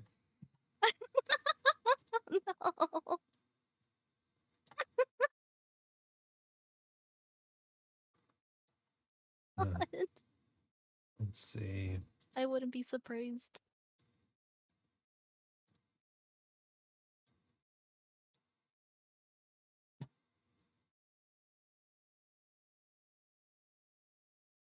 And then these can be legato as well.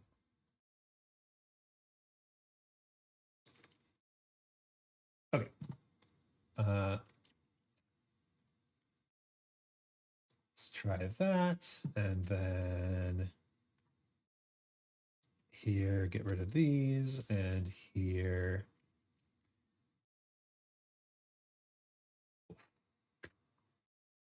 Get rid of all this. I talked about this on my last music stream, but there's several points in the process where the goal is just delete things until it sounds good. Like a process of elimination. Yeah, I heard a really good way to put it recently. It's simplicity on the other side of complexity. Whereas once you know how to kind of like do everything that you need to do within the genre, you can selectively focus on particular things. And so every song doesn't have to have every single thing that you know how to do in it. you can make a song very specific and focused, right? Oh, And it sounds better. okay. It sounds better. Yeah. That makes sense. Oh, that needs to be longer.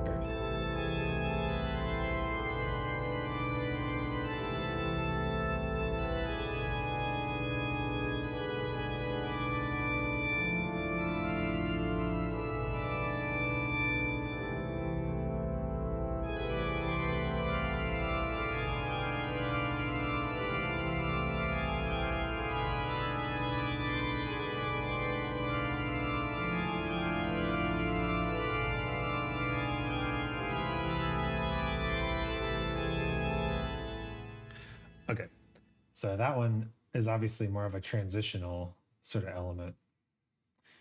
But now let's add in the juice, right?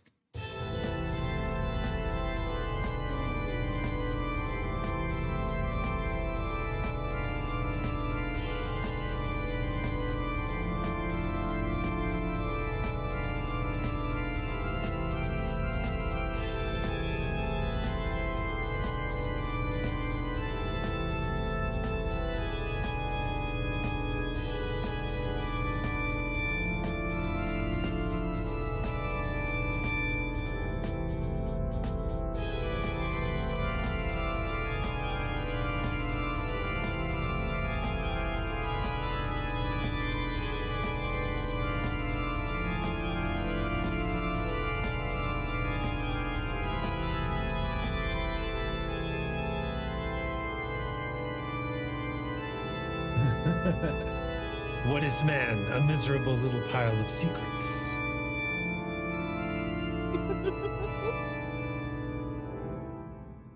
So, okay. Good start. Edible. Spicy. Edible, yes. I want to feed the culture. Feed the culture. We're eating good tonight. We eating good tonight, boys. So up until this point, we have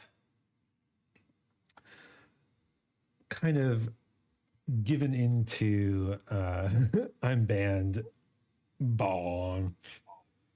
You're not banned. Are you banned? Did you try to post something? Did you try to post the F word in my Discord? Can't have that.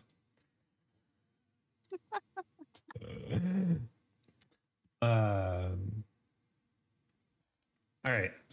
So at this point, we're going to open up another secret tool and just take an observation here. More secrets. Secret. He's got a secret. Secret chats to defeat the boss. Exactly. Huh? Exactly. So another thing that's really interesting in music is form.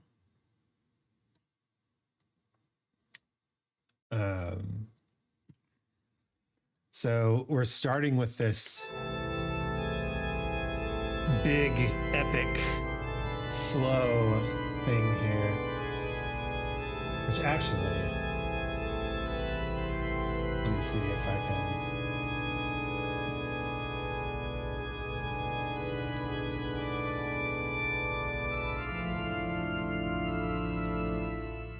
Let me see if I can make this even more epic. Just by going like this.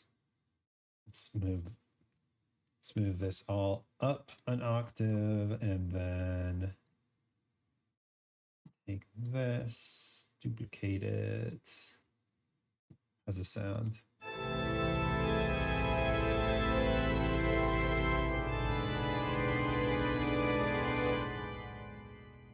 Not bad, but am I hitting a key switch here? Oh no, this is the wrong one.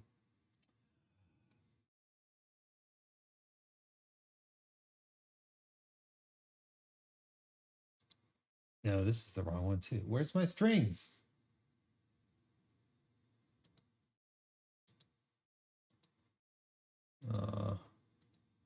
POV, you're transitioning through the different phases of the boss.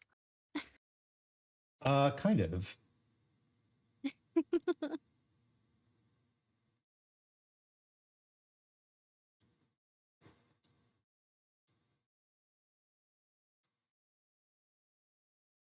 I just need all of these down here so that we can, okay. Yes, good.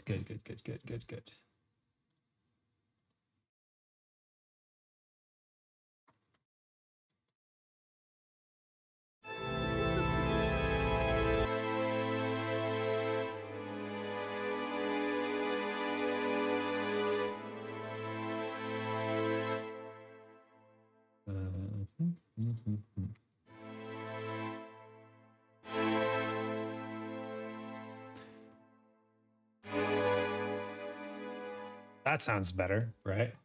Epic.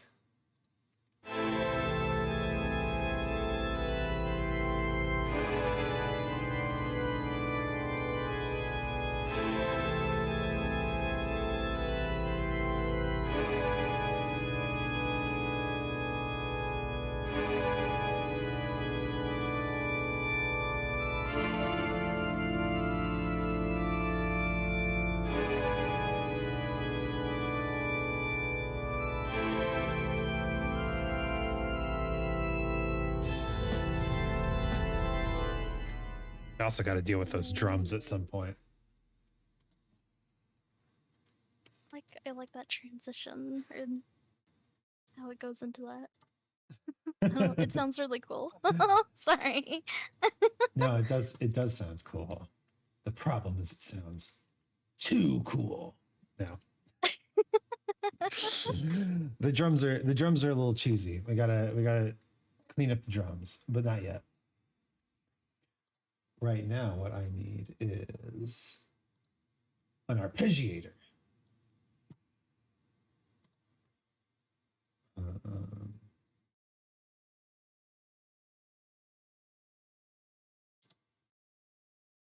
Let's listen to how this sounds by itself.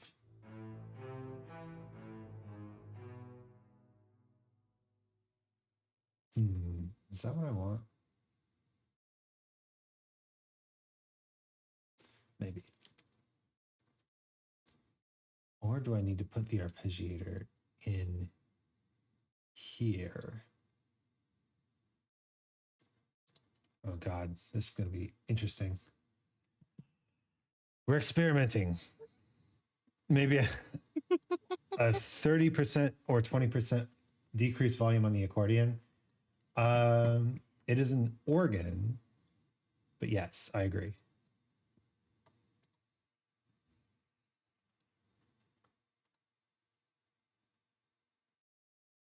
It's really the only thing we have going on up there.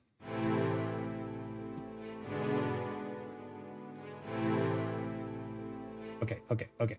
Sick. I think this will work.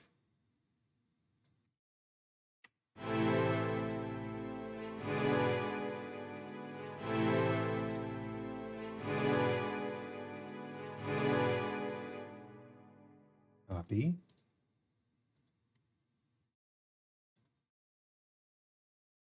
No, dang it.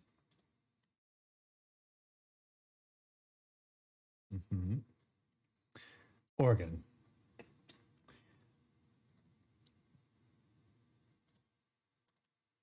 We're experimenting.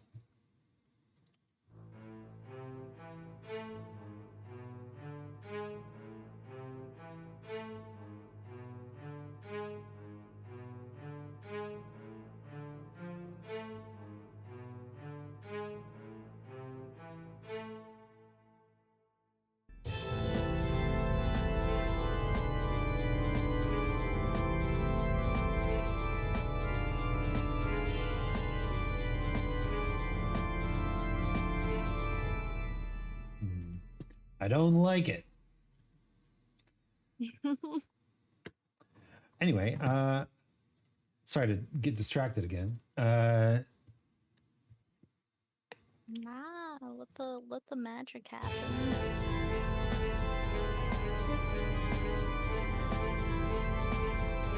Nope, don't like it. Delete. So what have you been? Goodbye, organs. The organs are still there. Don't worry.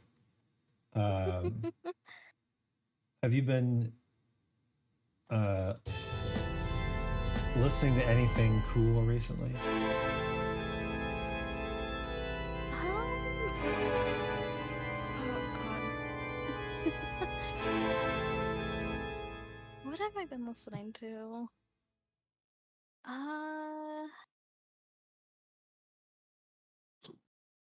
My sense of music is very convoluted.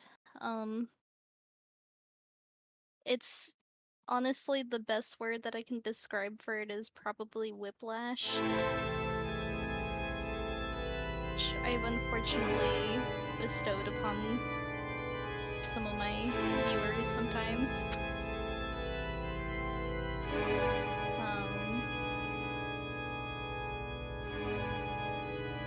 It ranges from like J-pop to I mean like rock pop.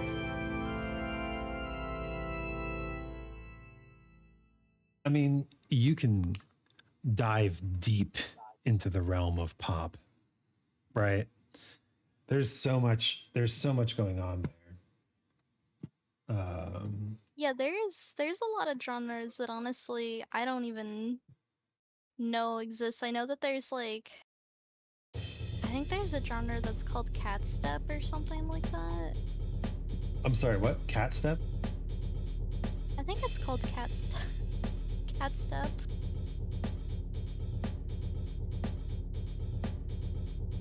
I'm just going off of what Spotify told me last year.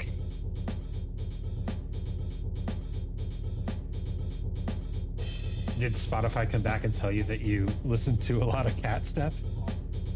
It did. What the hell? Yeah. Like, you learn something new about yourself every day. Oh, hey Soul, how's it going? Welcome, welcome.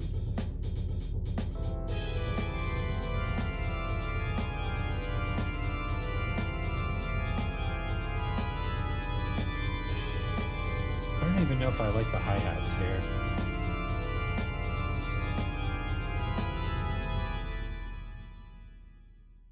Can I just yeah.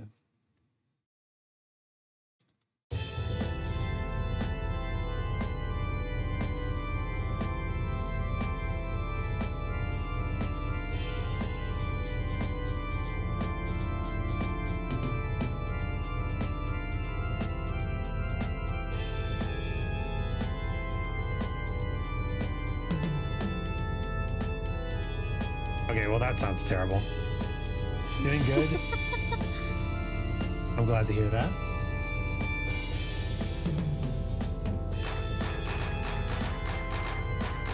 Oh yeah. Get the party started. This is a party bus.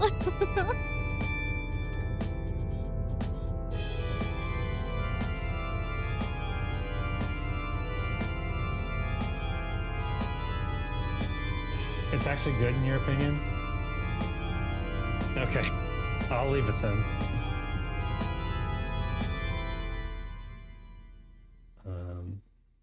Let's just... The boos sound like a devil or a vampire, some kind of based on that theme. Hey! The organ can still go lower in volume?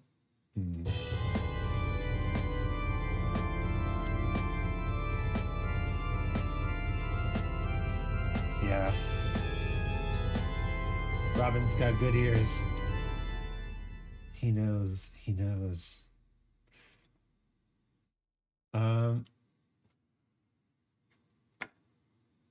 Thematic for the boss, was I spot on? Yeah, it's vampire. Vampire theme.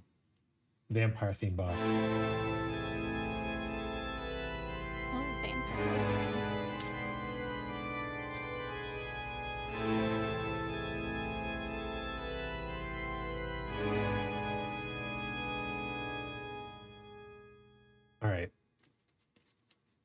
So I feel like we need some more transitionary material and more textural variety.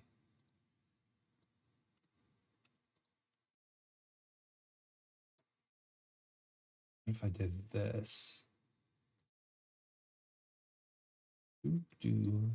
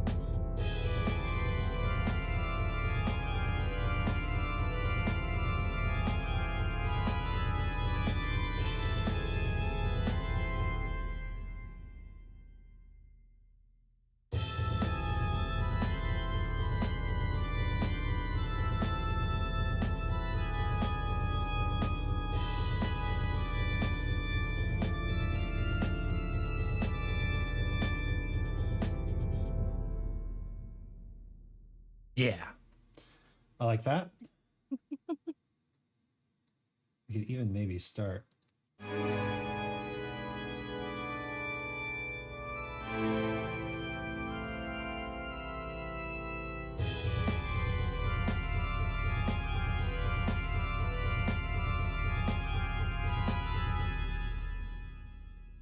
And maybe just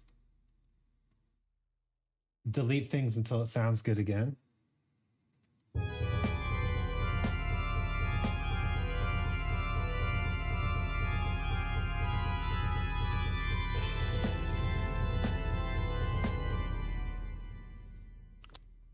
Organ at 20%, please. I don't know. I think the organ sounds fine at this point.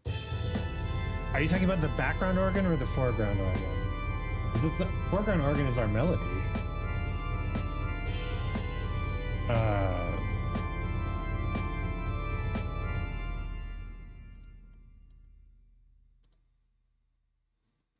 Let's see if we can't add some more stuff in here.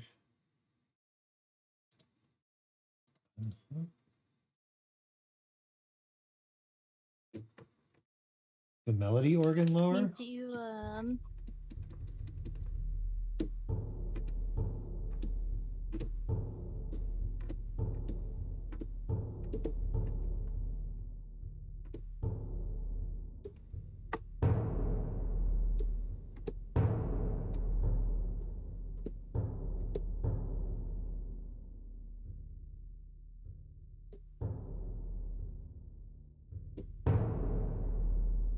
Is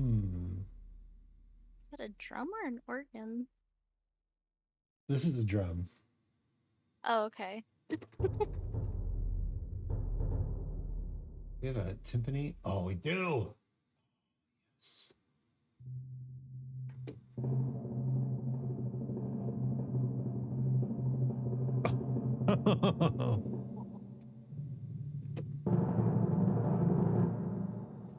That's beautiful. We're gonna have timpani up in this. The melody organ lower. I mean, what's left then? Just more drums.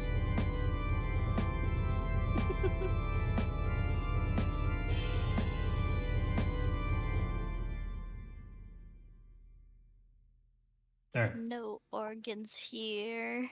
We don't take kindly to organs around here. All right. It's a very vampire thing to say. You know, you're not wrong. Do you know the YouTube channel Sideways? I don't know. So he actually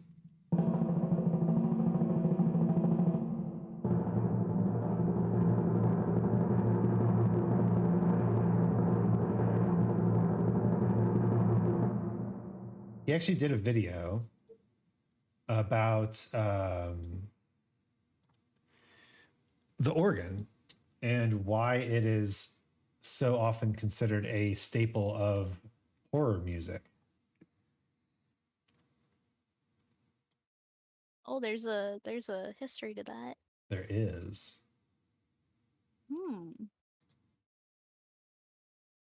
Let's see.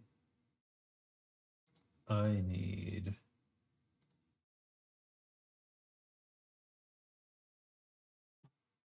plugin because I need to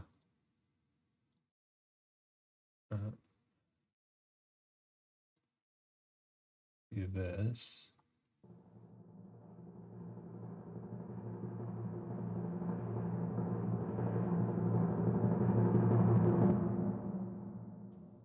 Perfect. Ooh.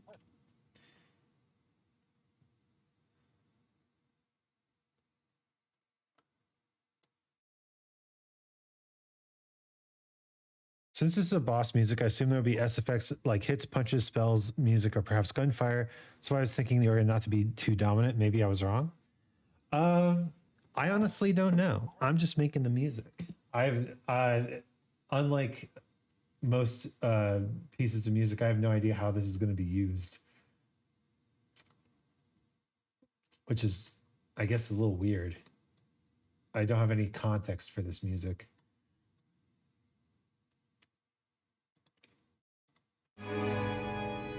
For context does help a lot with use case of what it would be for, but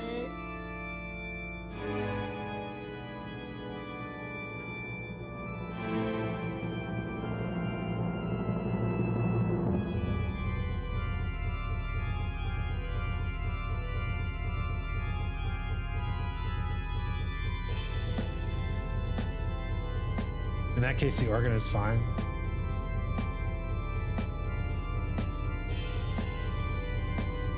I actually kind of like it softer.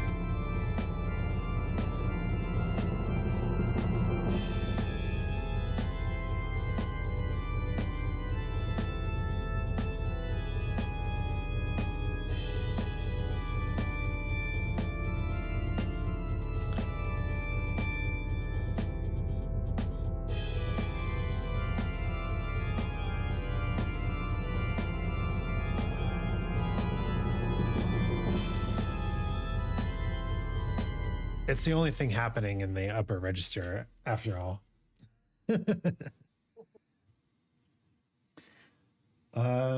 We've got these cool strings happening in the first part. I kind of want something with the strings in the second part as well. Right? Strings are cool.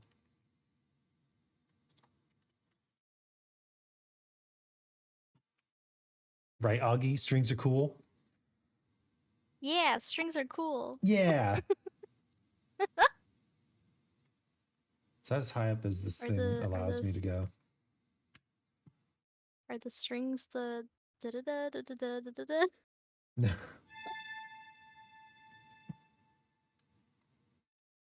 That's a little too high, I think. What if we went like this?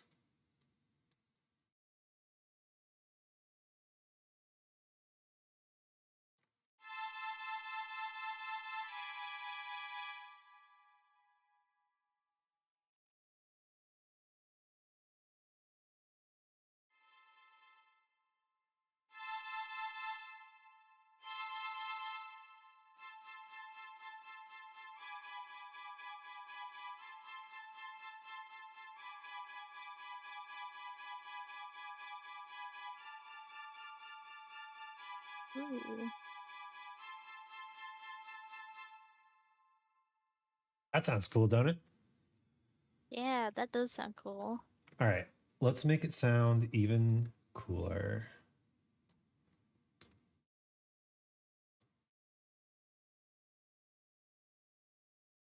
Uh-huh.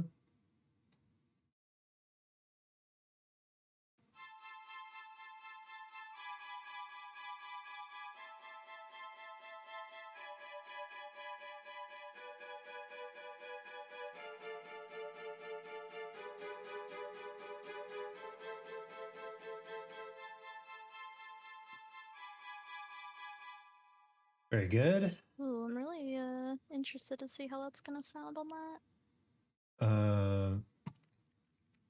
And I think that this is something that we can move to the choruses.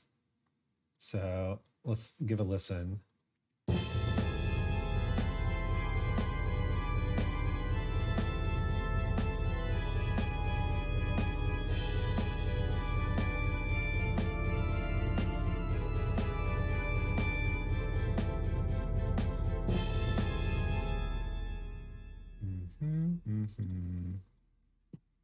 Does this have stereo width built into it? It does not. So what if we took our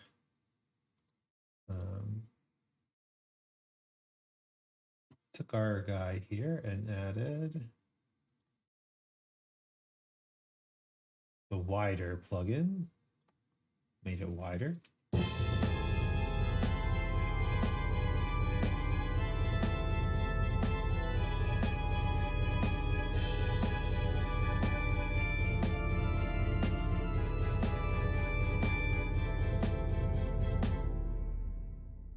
Might be too high, actually.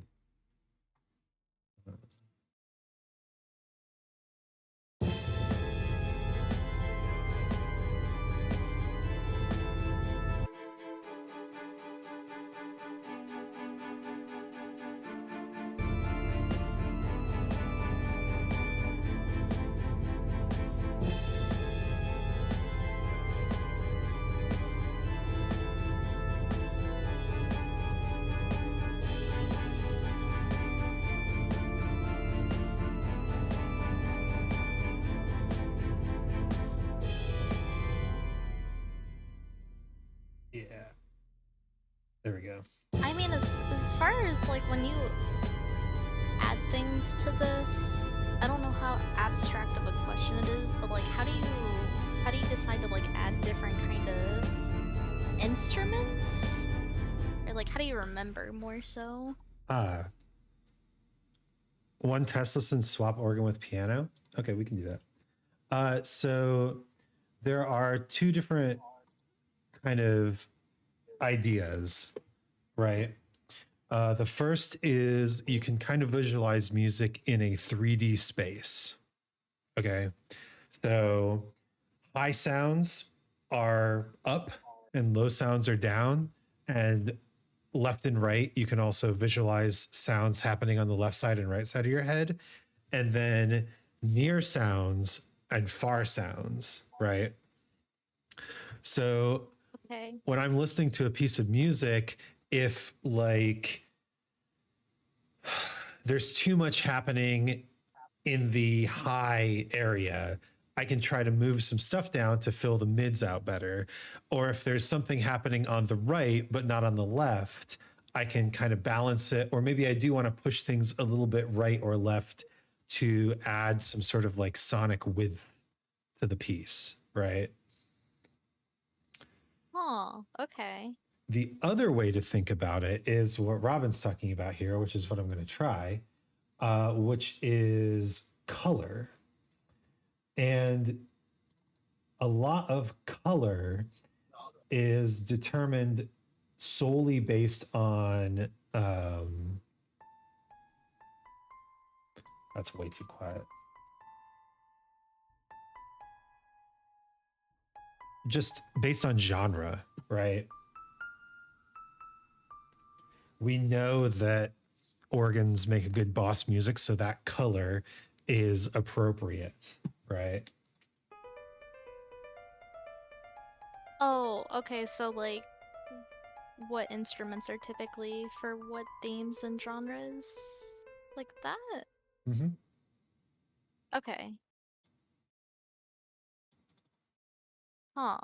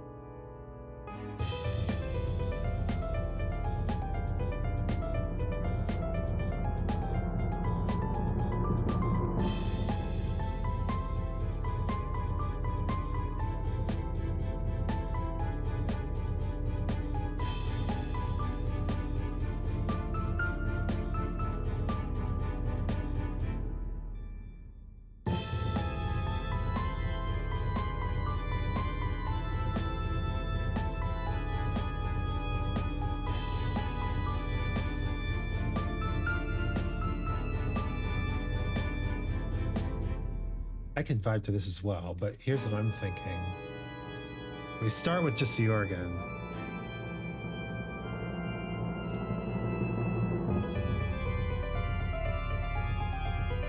And then we add the piano in to give more weight to the fast sections and the high sections. So not only can you talk about color, but you can talk about combining colors, right? Oh god.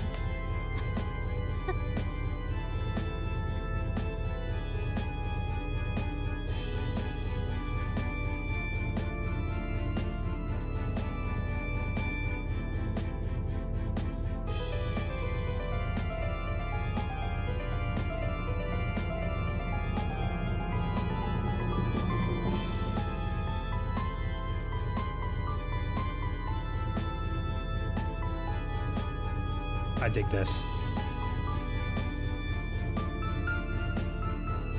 This is pretty solid. 20% compression on organ with respect to the piano then?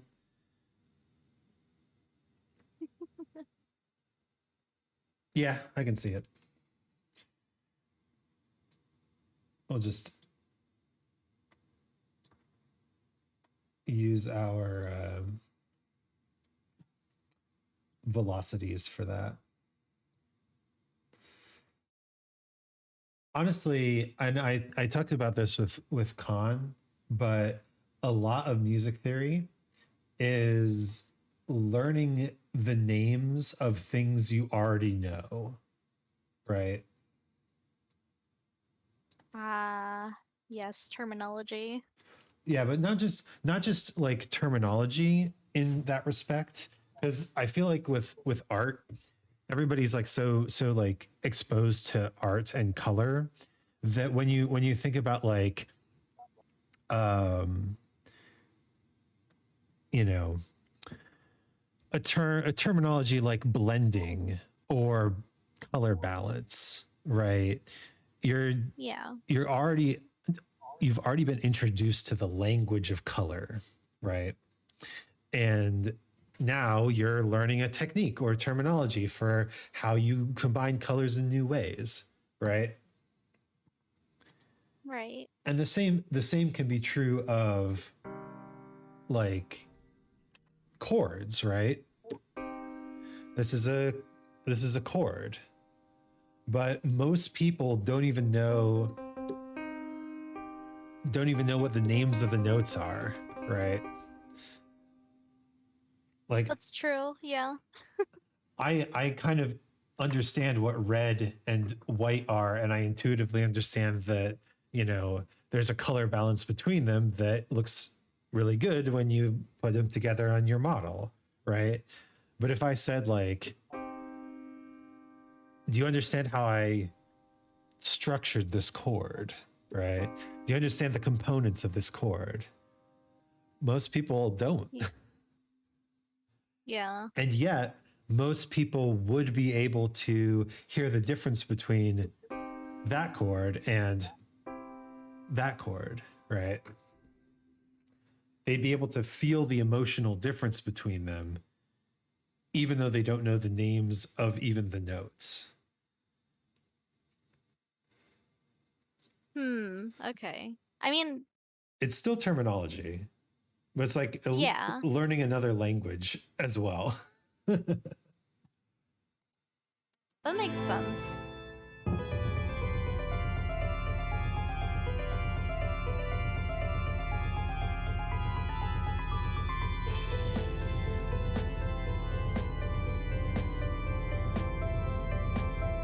Robin, once again, correct on lowering the organ in regards to the piano when they're combined.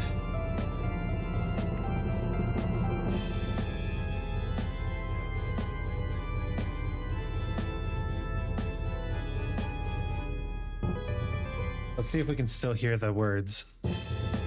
Bonnie is the baddest motherfucker in the West. He'll beat you to death with a tire iron. Still there, still got it.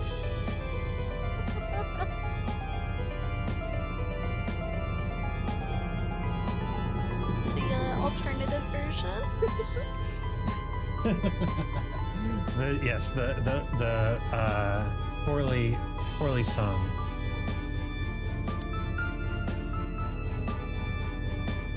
Song has lyrics now, or is that a technique? It's my secret technique for making a melody sound lyrical, is to actually give it lyrics, sing it. All right. So I said that this is these notes up here are a secret weapon for later. So let's give a listen to our secret weapon for later.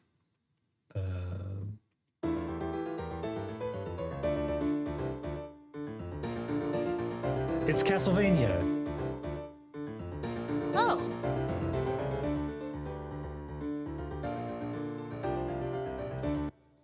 So that's where we took the drum part from. But you can also see, like, so if we look here,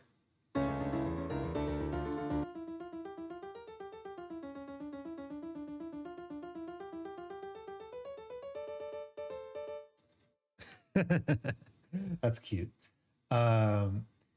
We have these little running lines. So the question is, what if I took that and I just wholeheartedly put it in my music? I mean, yeah, pretty much. You can't copyright that. But the question is, what? Maybe we just have like more piano. We can do more piano. More piano. Where'd that line go?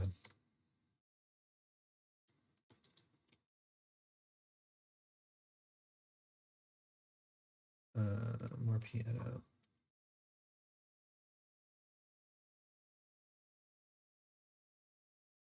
And we just have to make sure it's in the right key.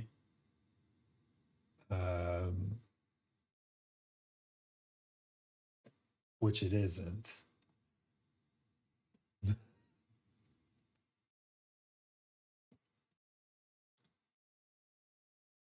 A lot going on there.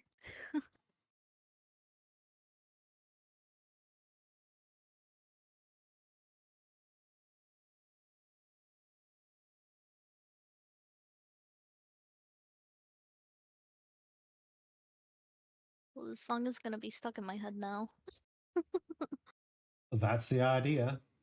It wouldn't be the first time, you know? I don't think I finished my story earlier. Oh, this is just a really funky line, huh?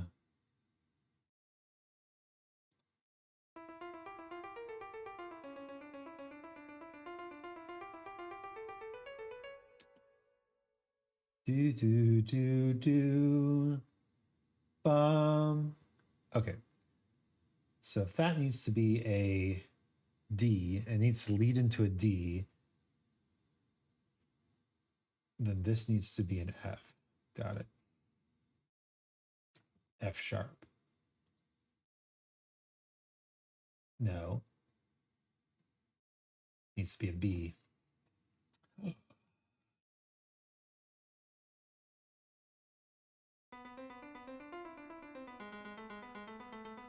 This is music math. Oh no. Two things I'm scared of. Yeah.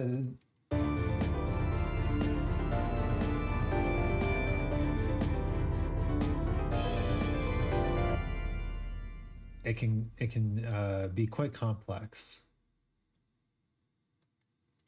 Let's see. Where do we want this to sit? Like here? Let's turn off some stuff.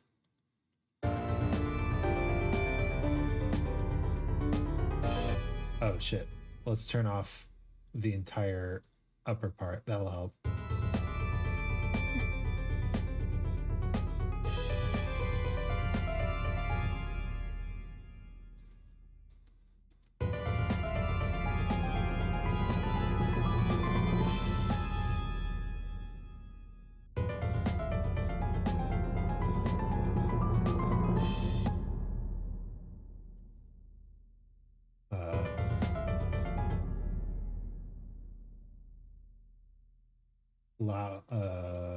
Yep.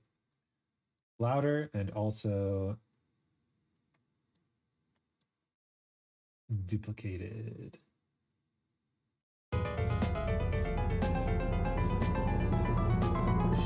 Whoa.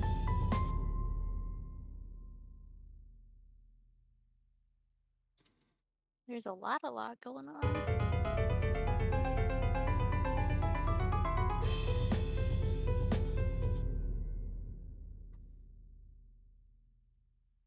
Maybe we don't need this one.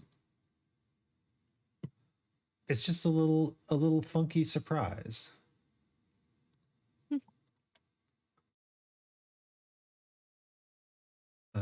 Okay. Let's turn back on the things that were off. Give a listen.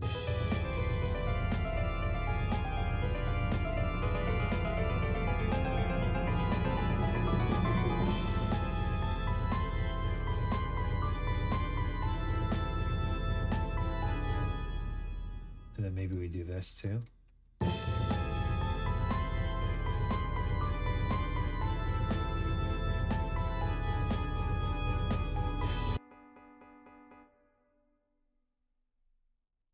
Louder, please.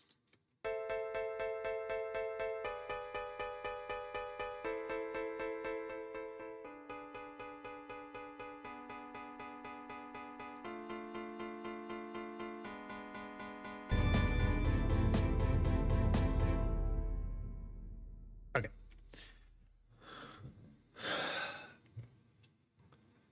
You just gotta like introduce variety, right? Variety is good. It's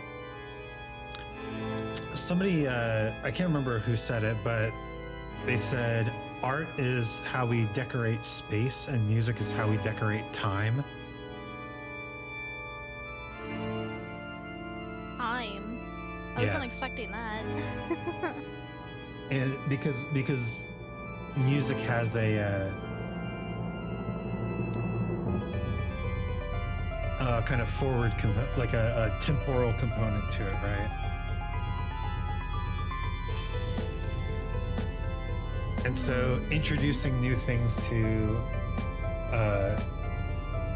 you know, change how our perceptions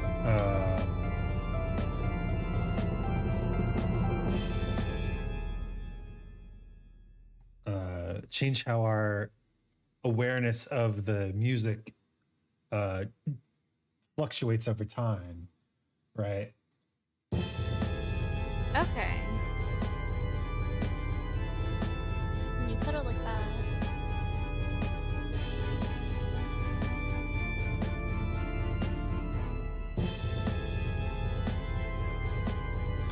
So it's kind of like telling a joke, right? Timing is everything. You've got to have surprises in there for your audience. That's true. Yeah, I can definitely see the parallels.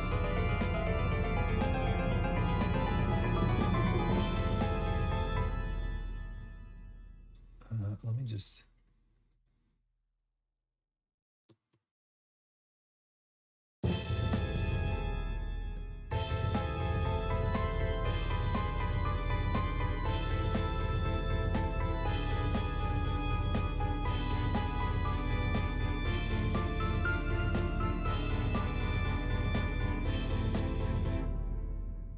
All right. We've got one more thing to do, and that is to take our coolest bits and turn them into an outro.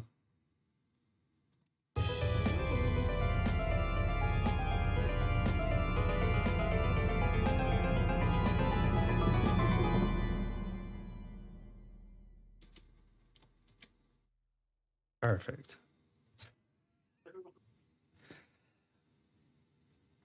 And especially perfect because the harmony will lead right back into the intro.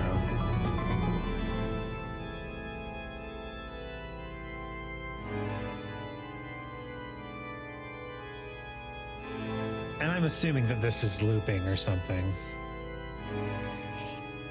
Female boss, blue, white, and gold armor, rapier weapon, feather hat, anime style. Yeah, no, that's like nailed it. Let me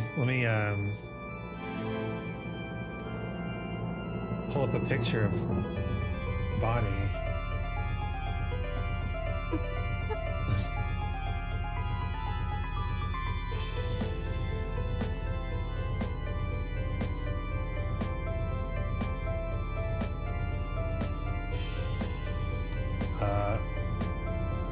I'm just gonna set it to studio mode real quick so I can make sure this picks up the right thing.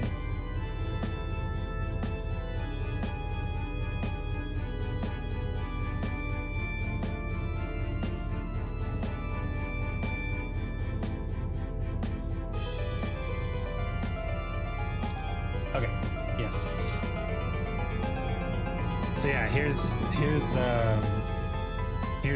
what she looks like, right? Pretty much exactly what Robin was describing. Blue, white, and gold armor, female boss.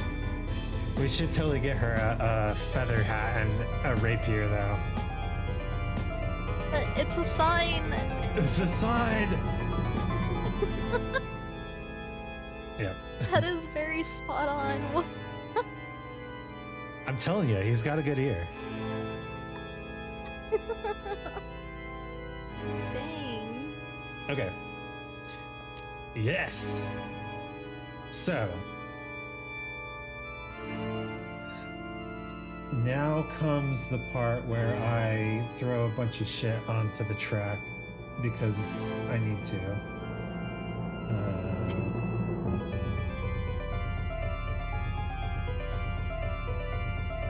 Time for chaos?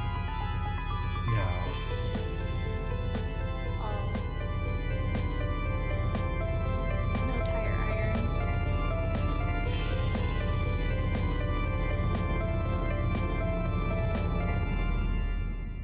Basically, at this point, the song is kind of done. So we go to the loudest section, which I'm guessing is just this section right here, and we make sure that our meters aren't like blowing up, right?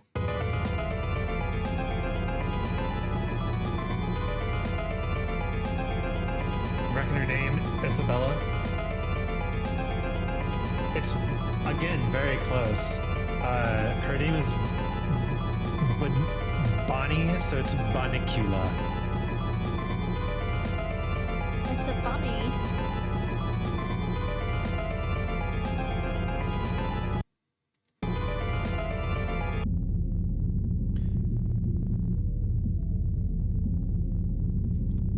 Ah, okay.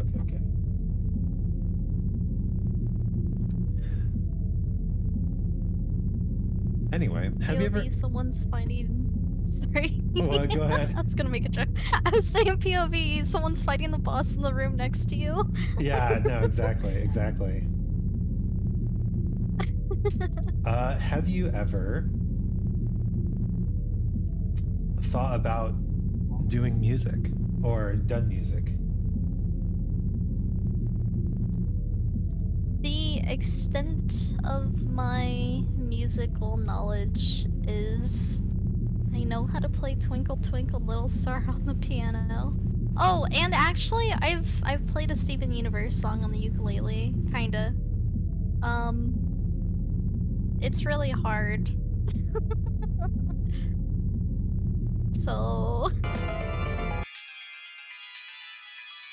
probably not. Just because I really struggle with it. I think it's understanding, like, understanding and remembering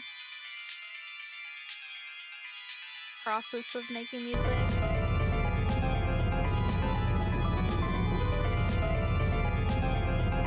Yeah, I've found that memorizing music is almost as hard as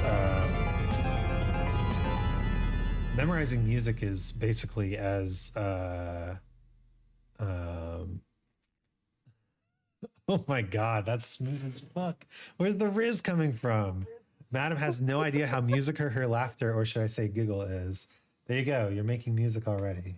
Oh, Nipple Rabbit.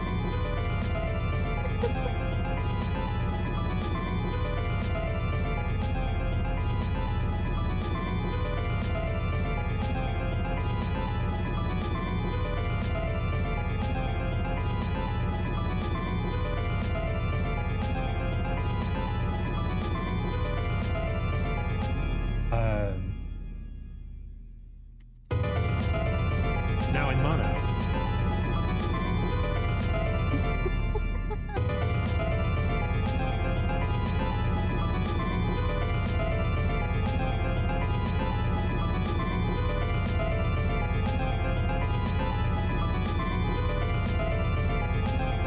I just don't have like the trained ear for music, honestly.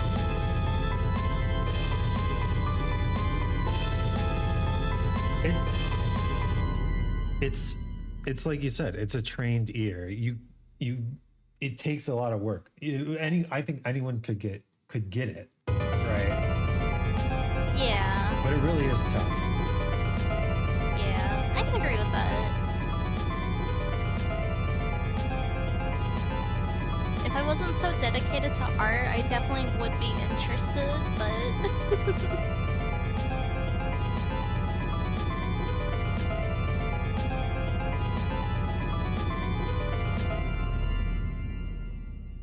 Okay. Now let's try listening.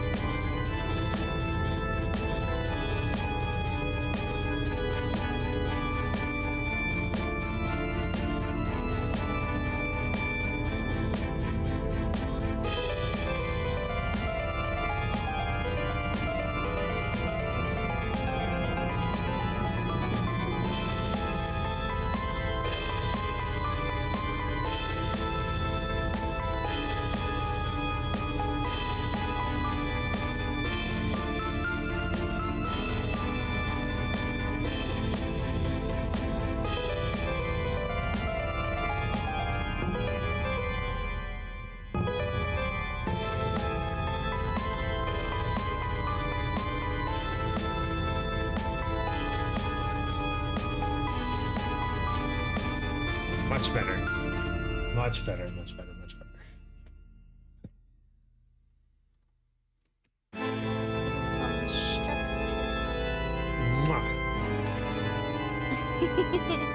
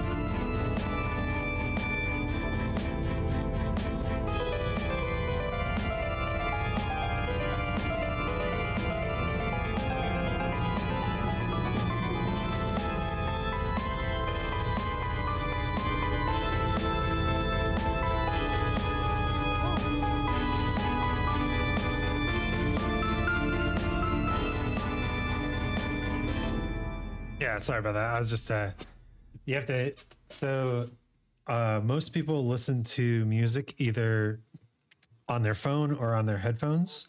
Headphones are in stereo and phones are in mono. Like headphones have a left and right speaker and phones just have the one speaker. So it's really important to hear how your music sounds in both stereo and mono. Makes sense. Gotta sound good both ways. But I think that is like good, yeah. I mean, I'm into this. Yeah. All right, let's delete our secret Castlevania tracks. No one will know. Yeah. It's more like I don't want to keep like all that shit in the project if I don't have to. Fair. Oh. Yeah, I'm gonna export this and shit. Woo. Woo. I think that man, there's like so much good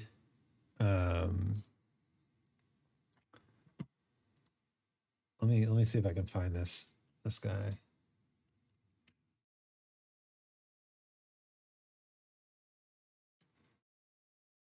There's so much you can do even with very basic, very basic music knowledge. In order to And I have a video about that. I'm just going to make sure that it pops up right. Oh yeah, that's wrong. Yeah,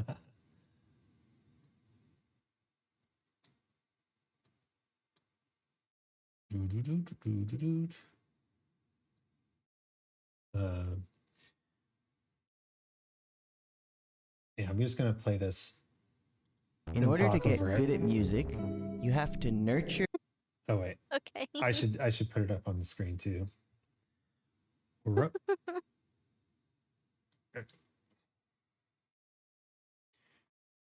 In order to get good at music, you have to nurture your intuition and also push yourself to learn things that are not intuitive. First, let's talk about our intuition. We intuitively can make music by thinking about high sounds and low sounds and their contrast. Did it pause? We can think about Yeah. long notes and short notes and their contrast. And we can think about quiet notes and loud notes and their contrast. If we focus on those contrasts and play around, we might be able to create some music just from that.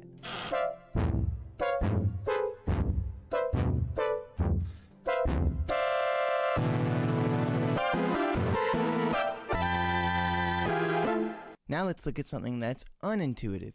Key signatures. Usually we have to learn about key signatures. We don't necessarily come to music already knowing our keys.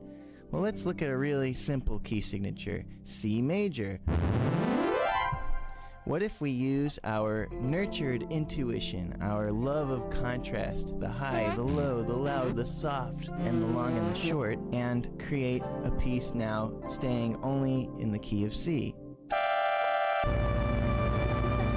That is not my face. That is 100% not my face. This is the very nice gentleman Ben Levin. I'm still just being as intuitive as possible and letting my fingers just mash around. Now let's add one more unintuitive thing. How about a chord shape, like root position major? I'm gonna do that with this hand, and in my other hand, I'm gonna still be banging around.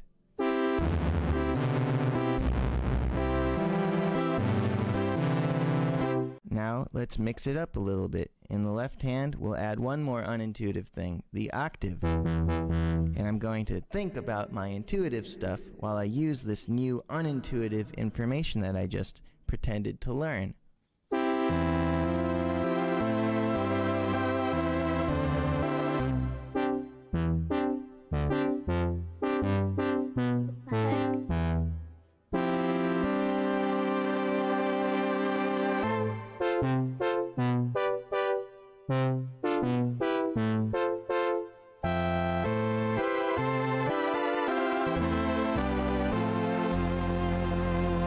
So to get good at music, you have to start by nurturing and practicing messing around with your intuitive stuff, learn something that you didn't know before, and use your intuition with this new information to create some new music.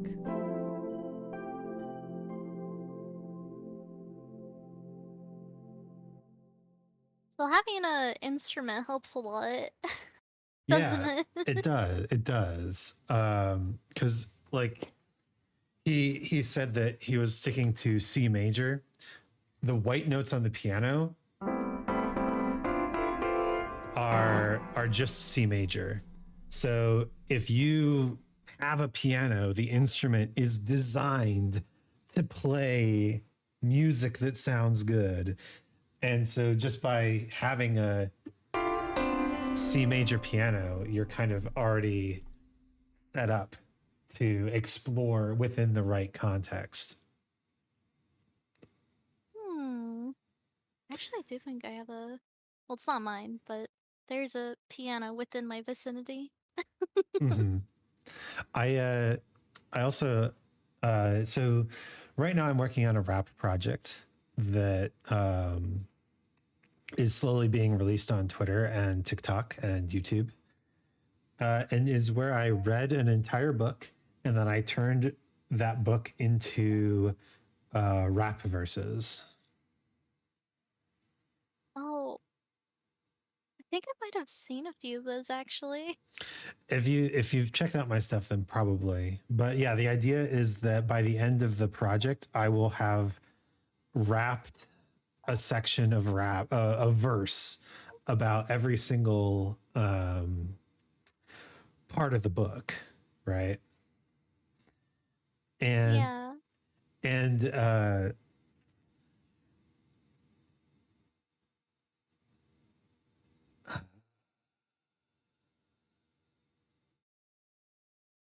and I forgot where I was going with this, but it's cool. I like it. Oh, I mean, we were talking about the well, we went from the piano C and the random random progression? Oh, I am bad at terminology. And then you started talking about your project with rapping. I don't know if that helps at all. Yeah, it's one of those things where like I didn't just have a topic related. I was about to change the topic. And I didn't tell anyone. It sucks. It's okay. It's okay. It's okay. The train's gone now. It's fine. The train has moved on. We've left the station. Gotta wait for the next one now.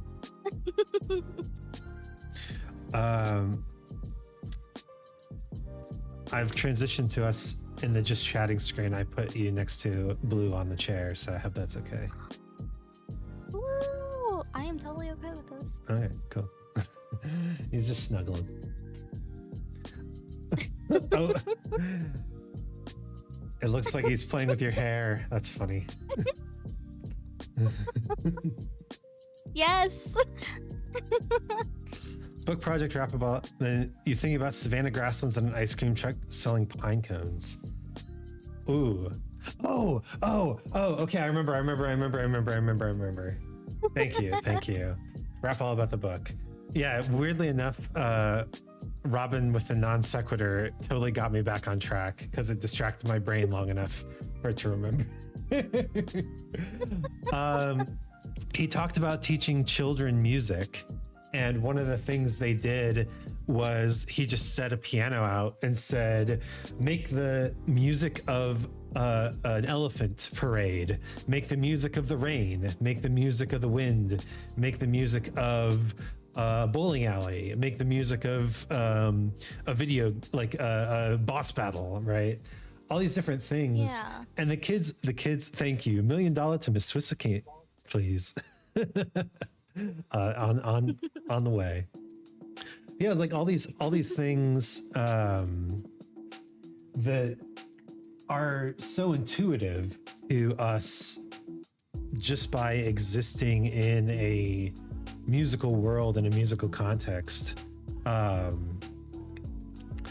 They can be turned into music. You just have to kind of learn the techniques to do so, right? Yeah, I mean, that's really interesting to kind of think in that context of like make music for these different scenarios. Because how do you approach that then? I guess I have a hard time comprehending how you would begin to approach that, I guess. So one of the things that I've really been thinking about recently is this idea of the beginner's mind. And Ben Levin kind of hinted at that when he talked about doing things with and without intuition. But truly, the beginner's mind is all about accessing your intuition. And so you can kind of like think of drawing like a horse, right? And Okay. if you're like a baby and you're like, I want to draw a horse, then you know a horse has a head and a body and 4 legs and a tail. And so you draw that, and that's about it, right? And it's just kind of this splotch of paper in the vague shape of a horse, right? But it is your kind of intuitive sense of this is a horse. This is the things that a horse needs, right? Right. And then obviously, as you are developing as an artist, you learn about things like shape and line and form and musculature and perspective and all these different things. And eventually you get really good at drawing horses, right?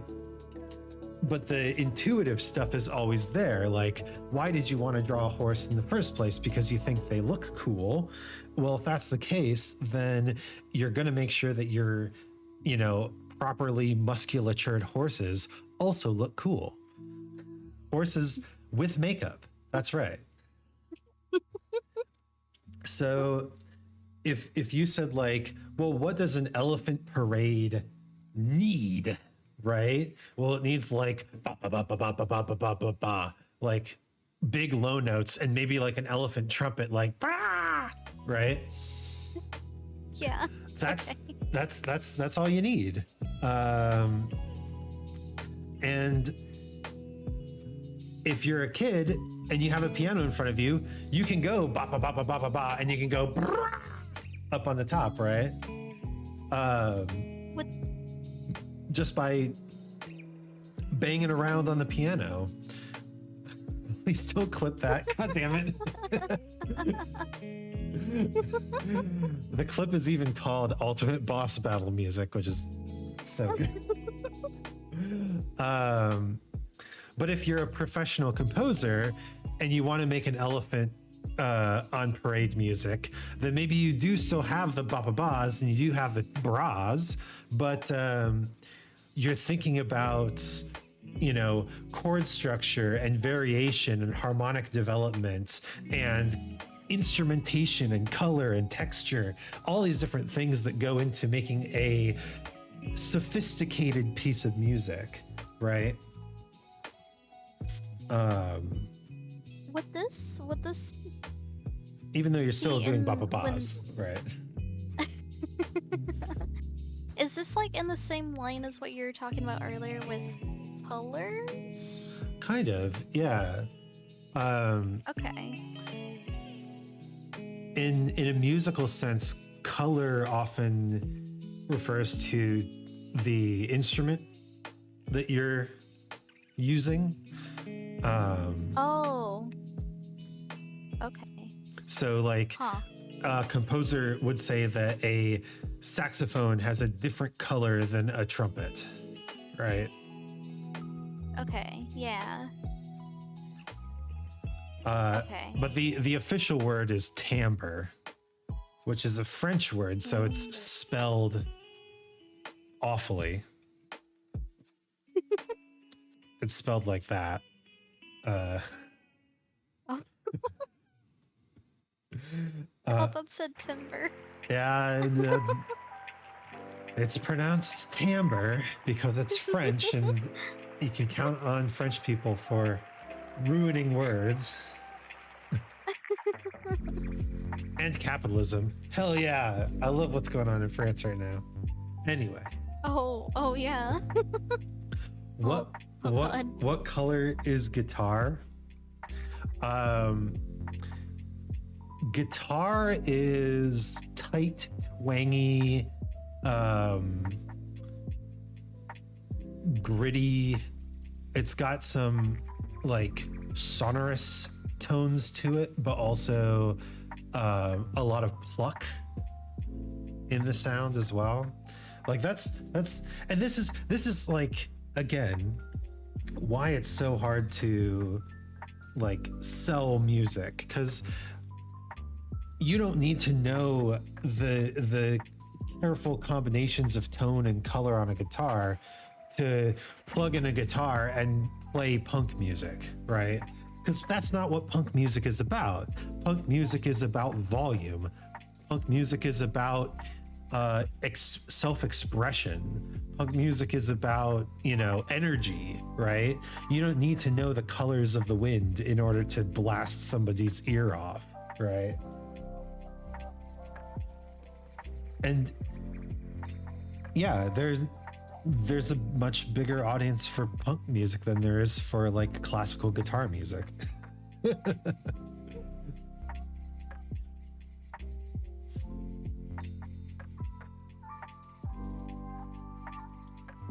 I guess you could say there's like a lot bigger audience for like anime style art than Picasso style art, though. So I guess I'm not really making any huge revelations here. I mean, it was hot and popular at one time. Guitar is transparent. It imbues the color of the holder. That is poetic. Although I disagree.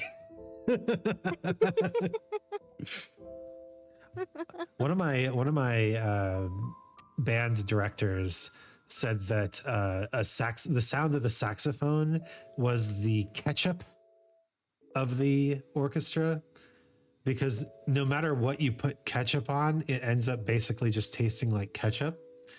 And indeed, no matter what sound you pair the saxophone with, it mostly ends up sound like saxophone. That's why there's no saxophones in the classical or orchestra. Robin has unfollowed. No, come back. I don't even think I get notified when people unfollow me.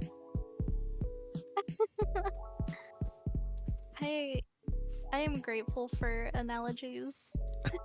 Otherwise, we wouldn't have catch-up saxophones. Yeah.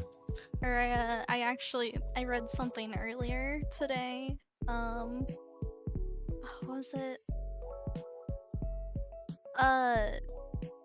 Being a good artist isn't about having artistic talent. It's about practice and having the willpower of a roach that's been smacked 20 times with a rolled up magazine and still refuses to die. So, you know. I think that's a big part of why I developed my current music philosophy is make bad art. Because I need to give myself permission to fail, right? And yeah. I mean, I understand that other people will have various opinions about the boss battle music that I just wrote, and some of them may be positive and affirming opinions, but to me, I threw it together in a couple hours. It's not that great. It's fine. It's, you know, it's me like giving myself permission to just throw together things actually gets me creating. And when I'm creating, I'm improving, right? But right. I need that permission to like completely fail and still just be like, yeah, whatevs. I mean, that's a good mindset to have though, because it's better than the objective being to not fail at all. Yeah. Do you ever feel like you have drawings that just don't work? All the time. Well, okay, here's the question though. Do you still send those drawings out? Do you still like show them to people? I mean, I do my best to try to fix what I feel like isn't right, but for the most part, the only time that I do like continue to send those out is just because okay, let me rephrase. When it's for like hobby or fan art, or not for something that's like serious, like unless I intend to go back to it, unless I can go back to it. Yeah. But yeah, like if it's just me kind of messing around, then you know, I will try to do my best to, you know, try to fix what I feel like isn't right. And if it's not working out, there's only so much time that you can spend on something that's that you can be spending moving on to something else. Because true. Once upon a time, I before I really came back, there was a time where I fell off of art for a long while, and part of my issue was I mean, it's just that whole like the perfectionism, you know. You need to make it perfect for anyone to see, and then I had that mindset, and then I never posted anything. So I was like, we're getting rid of this.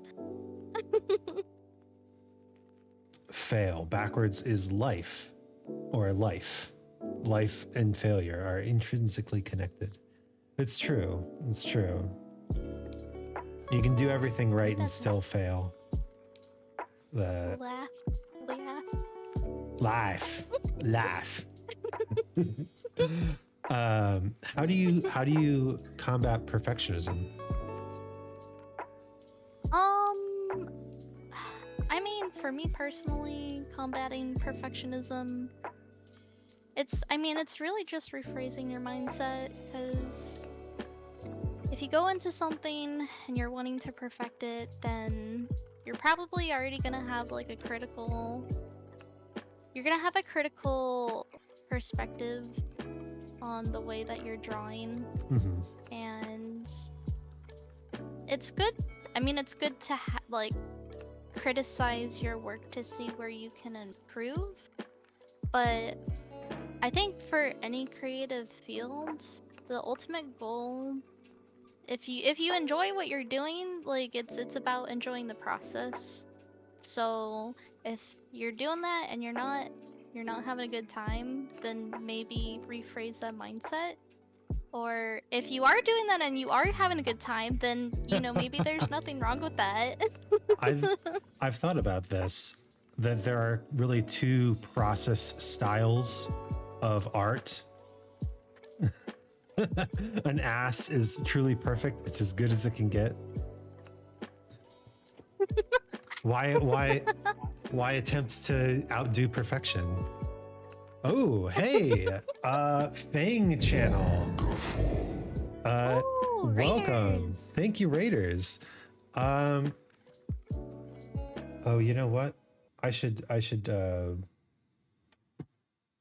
welcome, Raiders. My name is Isaac Anzu. If you don't know me, I'm a Chimera VTuber, super cool guy, hanging out, having a good time, talking with my good friend Augie.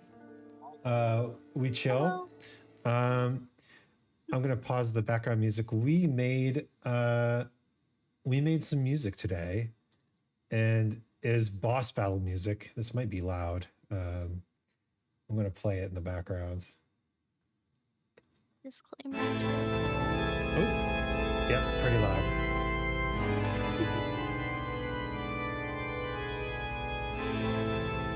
But welcome. Streaming Pokemon Coliseum. That's pretty sick. such a good game. It's been forever since I played any of the Pokemon Coliseum style games. But, we have the technology now to play those on PC if you're willing to download the super secret Nintendo official version. Good night, Soul. Good night. That one. We're doing a Soul Link of Coliseum. Oh shit. That sounds really intense.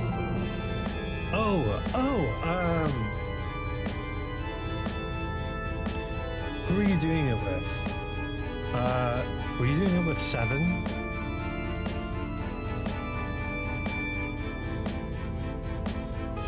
Because I don't normally get raids from Fang, but 7 raids like all the time.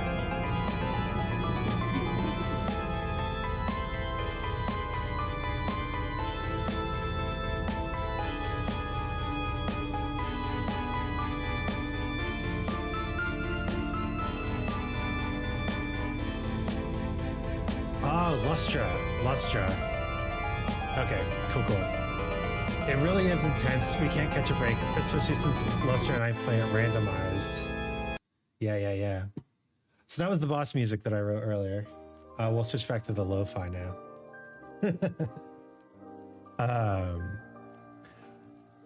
I did a Nuzlocke a while back that was really, really tough because I didn't know anything about Pokemon. Pretty cool music. Thank you very much.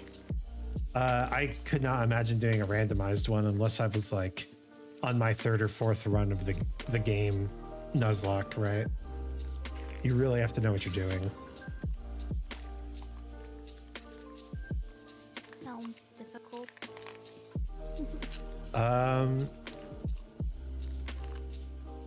We were talking about perfectionism and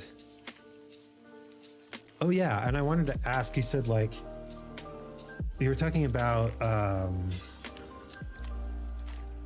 sometimes the perfectionist mindset is good, and there's really like two kinds of creative processes. There's the I'm going to make 1,000,000 songs and then 1,000 of them might be good, right? Yeah. Or there's I'm going to make 10 songs and they're all going to be really, really, really, really good, right? Right. And I feel like you kind of have to balance those forces within you. Like you can't just constantly churn out crap, or you'll never no one will ever like your music, and the people who stick around for like the one good song out of 1,000 are not gonna like. Okay, all right. I've had an uwu redeem, so. Oh no!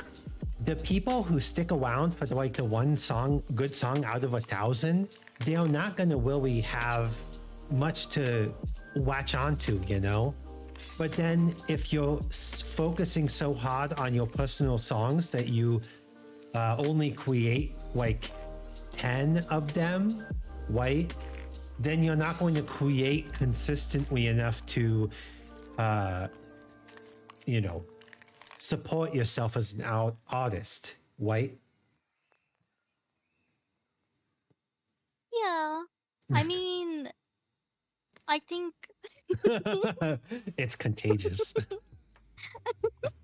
It's very, I'm very, doing the uwu with you. very contagious uwooing. I think if you make 10 songs in a long period of time, then you're also kind of running the risk of. I mean, how much are you running when you're taking that long? Wait, to exactly. make Every part of the process, including the process itself, is a learning experience.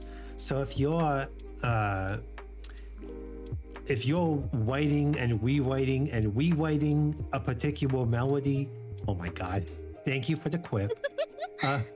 If you're writing and rewriting a particular melody, then you might be getting really good at melody writing, but only in that specific context, right? Only you're not getting good at harmony writing. You're not getting good at finishing a project, right? Right. That's why I think you need to balance, like, I need to have small projects that I can do for people that I can churn out really quickly, but also have a big project that I can devote more time into and slowly get better at capturing that depth in my work. Absolutely impossible to take me seriously. What the fuck? I'm talking about real shit. You guys, this is a serious topic right now. Very serious. Absolutely unbelievable. The disrespect.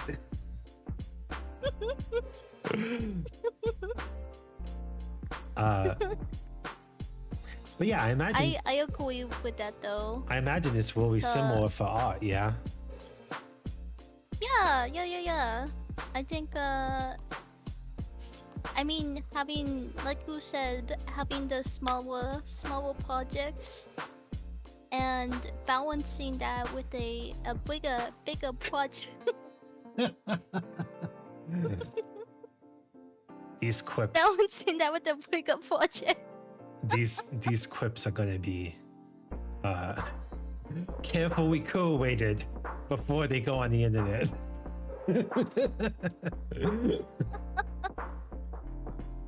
Oh no. But yeah. So yeah, it's similar. Do you do you feel jealousy about the people who do those like hyper-realistic drawings? No. I mean, I don't personally feel jealous because everyone has their own journey that they went through, and some people pick up and do a lot of hard work with their skills, and they deserve that, you know. That's true. But I don't like being jealous of other people of people. Oh no. Hyper-realistic drawings. I'm derailing. We're so close. It's almost 5 minutes. There we go. Blah, blah, blah, blah. Freedom. Anyway. But yeah, I don't like being jealous of other people because I think harboring a positive community within any creative field, you're gonna. I don't know. Just be nice to other people, like support other people. That's really all there is to it. Like. Oh, for sure. I was more meaning not like I'm jealous of other people's success, more like I'm jealous of other people's skill, right? Yeah. Like. Yeah. I would not ever want to say like my music deserves more praise and recognition and compensation than somebody who is writing for string orchestra, right? But I am jealous of the people who get to consistently write for string orchestra because it is so. Oh no, I'm sorry, Robin, the text to speech is broken right now. Let me read. You know how to refund now. I know how to refund now.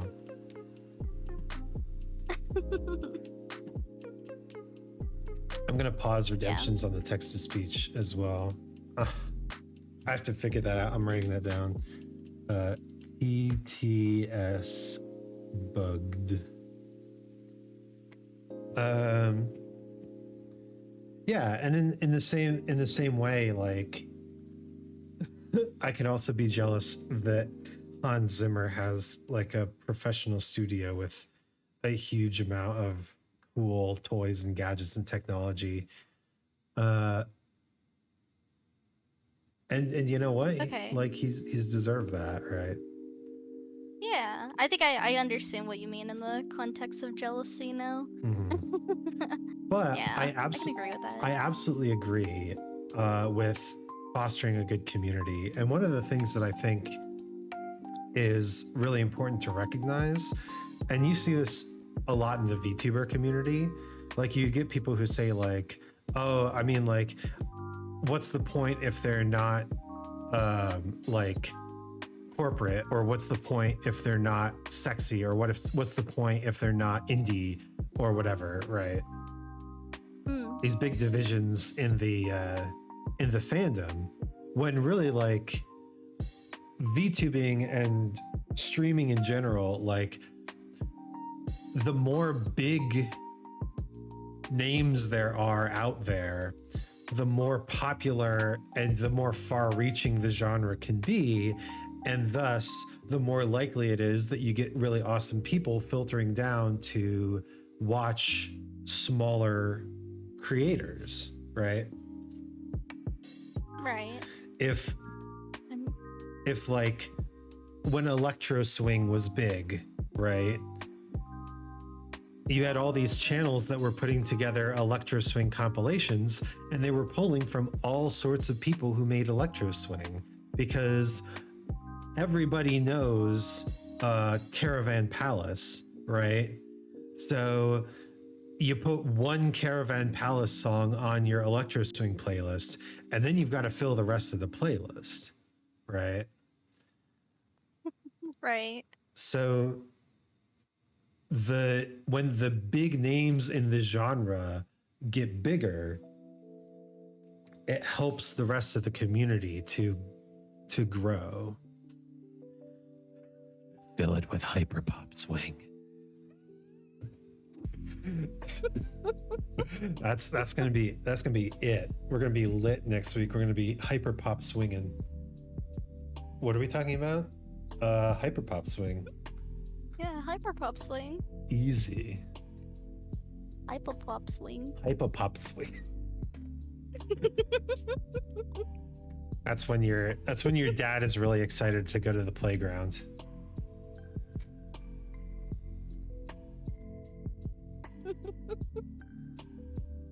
No, bad joke. But There it is. There it is. What's a hyper pop swing? We were talking about what the next big swing revival is, because it's like swing was in the 30s, and then there was a swing revival in the 50s, and then there was kind of a like no, I got that wrong. Swing was in the 40s, and then there was a swing revival in the 60s, and then there was a swing revival in the 80s, and I got it wrong again. 30s, 50s, 70s, 90s, and 10s. It's every odd decade. Swing was in the 30s. There was a revival in the 50s, 70s, 90s, and electro swing was in the 10s. So if you really want to get on it, it's the 2020s. We can build up the genre so that when 2030 hits, hyper pop swing is going to be big. Putting it out there. You heard it here, folks. You heard it here first. Stream's gonna go down in history. It was so funny because another one of the cycles that happens is the cycle between bright music and dark music, right? And you can call that like party music versus introspective music, right?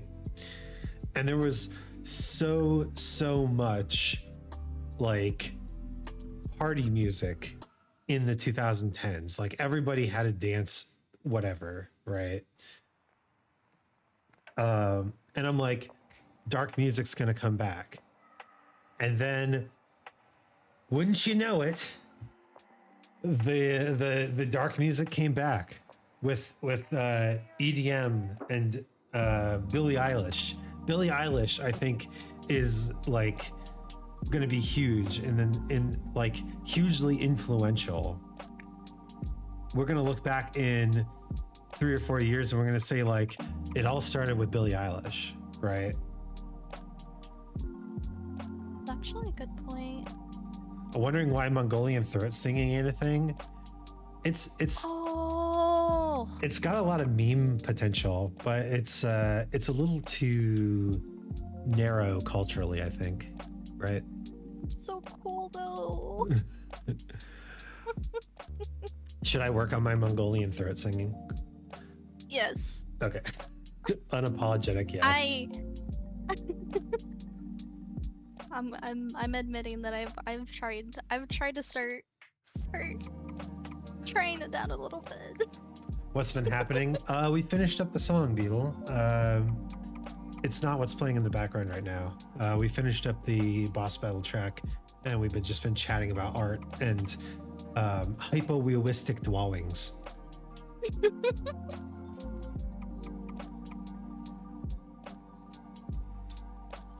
Very, very important topics, Kia. Yeah.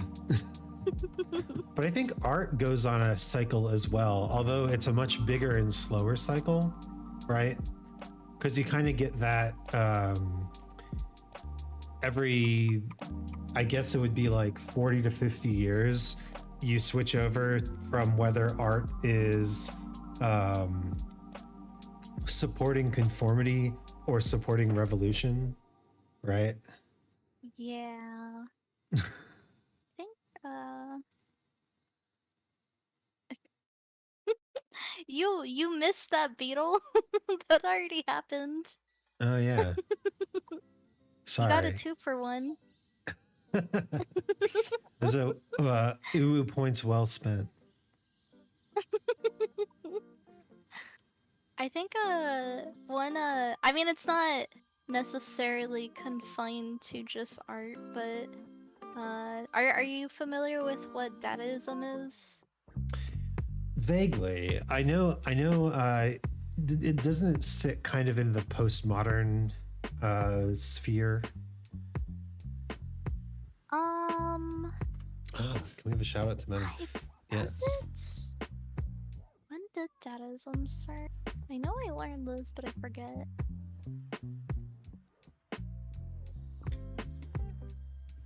I don't trust my brain to remember. History was always my least favorite subject in high school because you just learn about American history, right? And American history is you're either at war or you're in between wars and everyone is sad. And then you're at war again. Yeah. It's so depressing. When I got to college, I learned music history where, like, you know, you actually learn about stories and people and what happened in history, like how ideas flow from one thing to the next and how the individuals kind of react to and shape the flow of musical history. So cool. If history had been taught like that, as a series of like individuals and their stories and the stories of countries and how they react to things and how cultures change and react, like, that's so cool. Definitely feel like if history was told in that context, I definitely would be a lot more interested in it. Yeah, but I mean, you can't.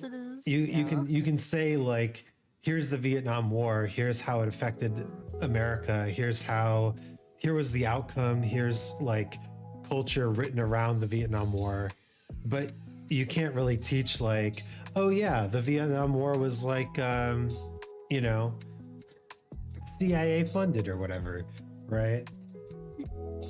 They don't like it. They don't like it when you talk about that. So you lose huge parts of the story because the narrative being taught just supports this imperialist structure that is just like, it's not the only way to understand the world. It's not the only way to, you know, share culture. Imperialism. But yeah, and that's what happens when one power is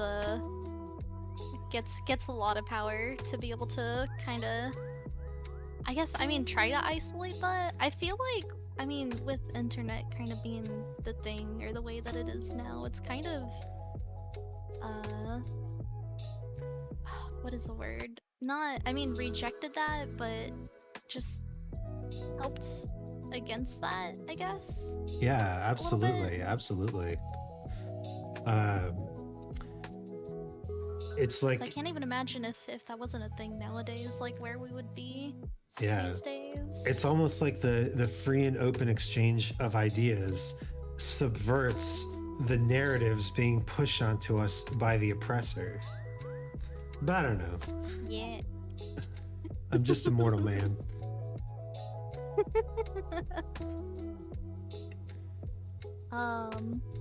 Yeah, no, I mean, it's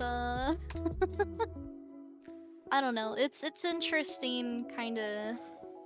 I mean, at least for the time frames of when people grew up, you know, kind of getting to either, like, I personally got to kind of witness when the internet started becoming more of a thing, and how at first that was you know, how people kind of utilize that, but then how it's kind of grown and how people have kind of functionally learned how to use it in a more effective way to combat that.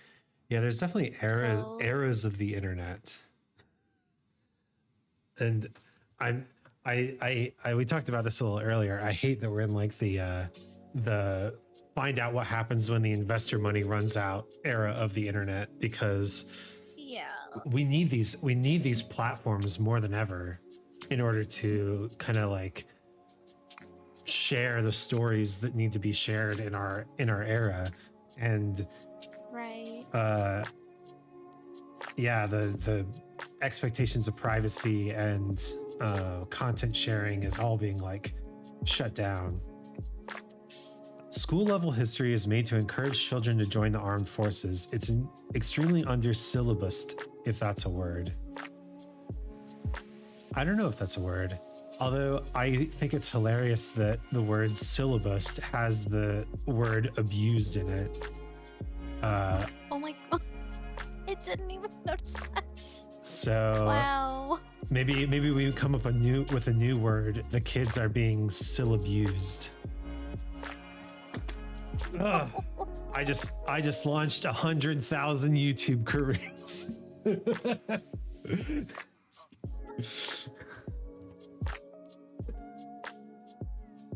Incoming incoming clickbait titles. incoming video essay. Oh god. Oh no.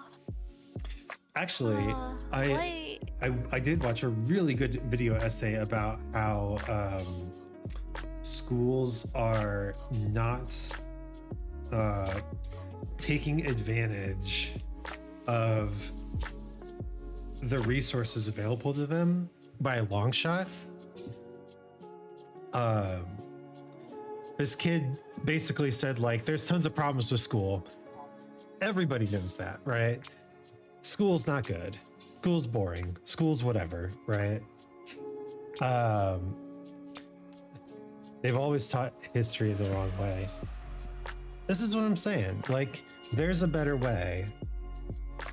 And this kid laid out a plan. Like, it wasn't just a rant video. This kid laid out an actual plan where he said, why don't you take the money that you're putting into your, like, textbooks and research and syllabus vibes and whatever, you take that money and you use it to produce highly educational, interactive video or video game content, right? And then you only have to make one video and then just show that video to your class, and then the class is taught by like experts who are probably better at teaching than you are. They're taught in a way that is more like visual and engaging, right? You don't have to worry about entertaining your class. You can just show them a video that is meant to be educational and entertaining, right? Right. And the response to that is, well, you're going to put teachers out of a job. Except there's always going to be kids who don't get it. There's always going to be kids who need more help. And if you ask a teacher, they know that they need to spend more time with certain kids. And that sort of like mentorship and tutoring can be really rewarding, right? Right. You need to be able to challenge your smart kids and help your weak kids, your dumb kids. That's bad. And just because you have a video or a video game to convey the content doesn't mean that there isn't anything for the teacher to do, right? That's true, yeah. I mean, I honestly feel like if they're gonna make a reason like that, they're gonna try to find as many reasons as possible. I know. It's I'm actually surprised that I thought there was another reason that was gonna be given for why that couldn't be, because no, it's absolutely possible.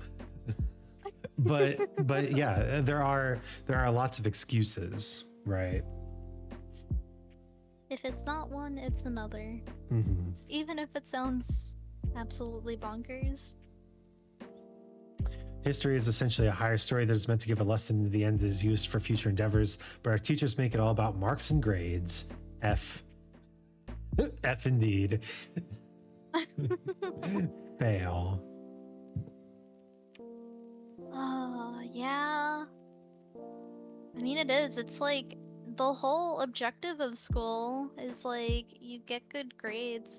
I feel personally like I didn't get bad grades. Like I usually got A's, B's, occasionally C's, but it was never about learning the content. It was just about you better get a good grade. Yeah. So, what are you getting out of that? And there's other people who like definitely take that a lot more seriously, where it's like families put pressure to get all A's. Yeah. And because that's also like another factor of what connects to children's futures and whatnot. Mm-hmm.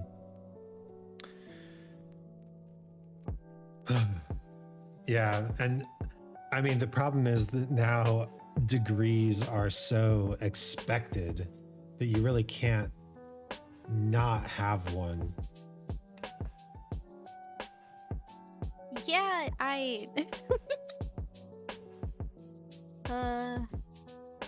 you can't not have one, but then you can also have one and still You can still not have a job, yeah. yeah.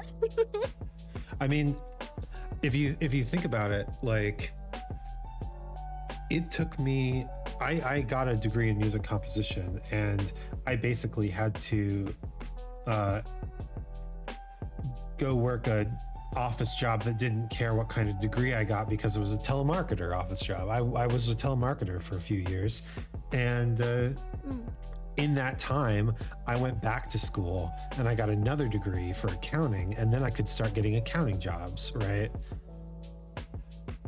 And then since then I've been working accounting jobs ever since, and it pays the bills. Some of them, the bills are getting more expensive, as they do. But it's taken me like 10 years since I got my composition degree to start getting to the point where I want to try to start making money off of it, right? And even then, a lot of the stuff that I learned in my composition classes and college classes, I don't need to use, right? Yeah. Because, I mean, there's so many other genres of music than classical. Yeah. I have a master's in human resources, master's in IT, only prepared me for corporate slavery. I'm a real independent life. 80% of that master's study is simply not applicable. In real, I see. That is, and then you've got, at least in America, you've got the massive inflated student debt that they refuse to let you like forgive or even attempt to repay.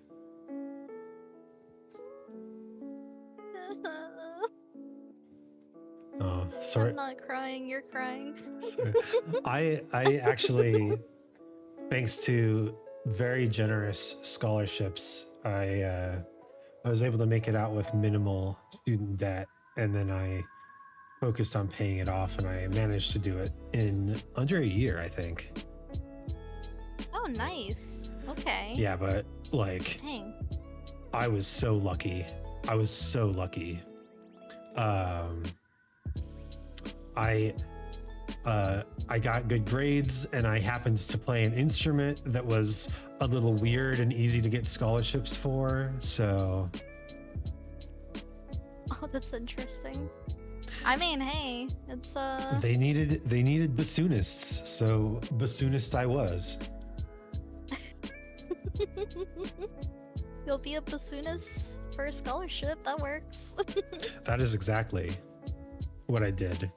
And for three out of my 4 years at college, I had a super cool bassoon teacher who was like, I understand that your degree is in composition and you're here for the scholarship. So why don't we do some bassoon stuff that you like? Why don't we do some bassoon stuff that you think is cool? And that's how I started playing jazz bassoon. Okay. Sounds like a cool teacher. He was so cool. And then he left and went off to start a small business about, getting people up and going in music. Like, such a cool dude. Also, I had a master's student tell me that, master's students go to like every single concert that the professors put on to support them. I had a master's student tell me that my bassoon professor was the only professor he had never heard miss a note. Wow. Okay. Like the guy was a monster in education, in bassoon, in like personal growth and development.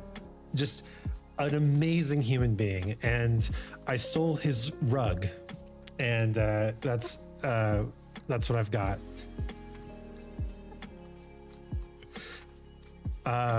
But yeah, then in my 4th year, he left to go to pursue his business dreams, and I hear he's doing very well.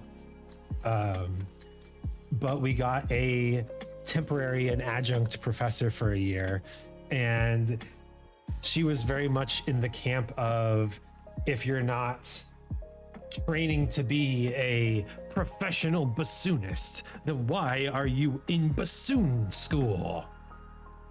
Oh my gosh. And yeah, I'm not ashamed to admit that I cried in a few of her lessons because it was just so frustrating trying to deal with this person who thought that my life should go in such a different direction than I knew it was going to go. Yeah. Jeez. What a supportive sounding teacher. Yeah. At the end of the year, the school was looking for a permanent replacement. And so they brought in a few other professors. And of course, the adjunct got a chance to audition for professorship as well. Right. And so all of us bassoon students sat in with different teachers and listened to them play and had personal lessons with them. And nobody gave the adjunct professor a good review. We'd had one year was too much. So I'm happy to say that I left the bassoon studio in good hands with my negative review. Just looked at the bassoon. It's a woodwind. Yes, it is. As some would call it, the farting bedpost. What? I have to. Huh? It's the farting bedpost. I'm gonna. Oh, why don't I have Firefox on here? Window capture, Firefox. Here we go. Yeah. I can see it. We'll pause this and play a little bassoon music. No, I thought I knew what it was. And then I heard a farting bedpost, and I was like, wait, that's not what I thought.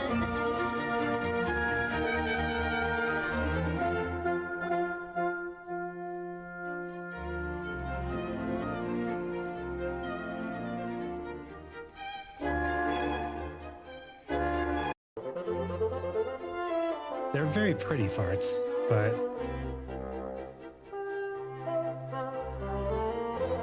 that's so Tom and Jerry.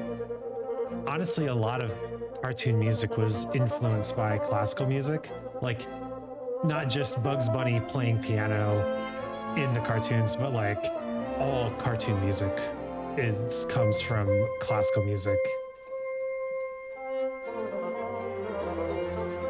This reminds me of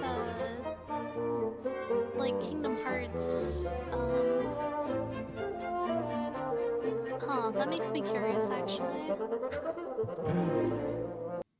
Well, that's like the most famous bassoon concerto, because it's the only concerto that Mozart wrote.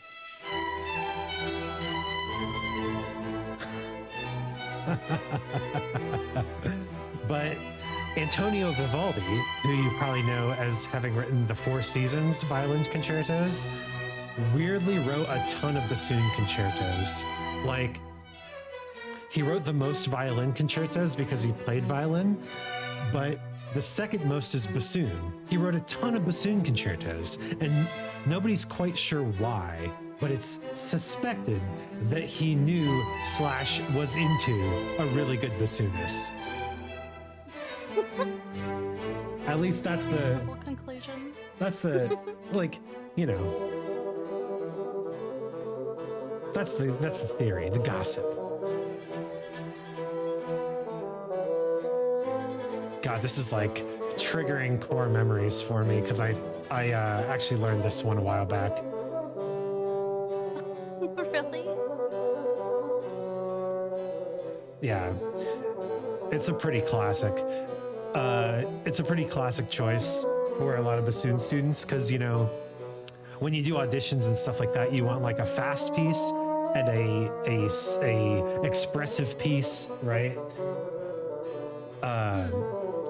So a lot of bassoon students pick this one. These are definitely really pretty.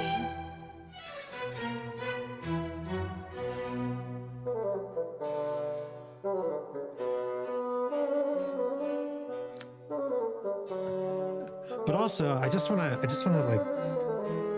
say that hearing this sophisticated music and immediately the cultural comparison is to cartoon music, right? That's like what I'm talking about, right? It's perceived as the same genre. It's perceived as the same mood. It's perceived as the same kind of style, even though this music by Vivaldi is a lot more sophisticated and complex, but it's on a technical level that people just don't understand. Yeah. I mean, it definitely seems like if you're more involved, then you definitely would have more of the knowledge there, but what is it, the layman knowledge? Yep. the layperson line. Yeah. If you don't have it, you're just not going to understand it. Yeah. Skip to the Allegro. Did I just get insulted in the most polite way? No, you did not. I don't expect you to have I don't expect people to have the knowledge of classical music and conventional like genres to parse the differences between this and cartoon music, right? That's not a reasonable expectation for anyone to have. It's nothing against you. I'm just more commenting that for most people, the closest cultural thing is cartoon music.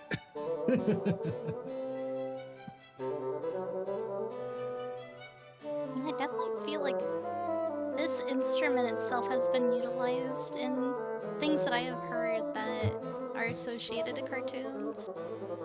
But also just because that is something that I spend my time on, so.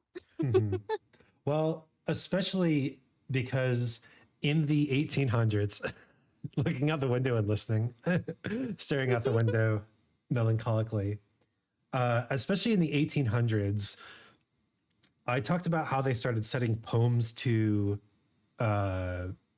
vocalists. Well, they also started setting poems to pure instrumental music.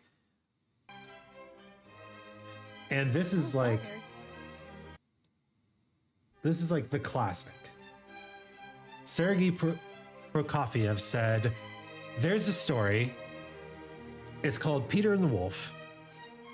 And I'm going to try to portray each character in the story through an instrument. Oh, okay. Comments are turned off. Let's see. Peter and the Wolf.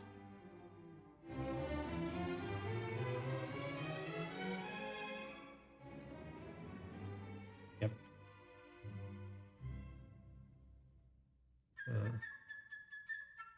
So here we can see the music on screen. So he said, well, there's a bird, and the bird is high and light. So we'll put it in the flute, right? Mm. And literally, this is like proto cartoon music. Like, ever since this piece, you always hear flutes when you see a bird on screen.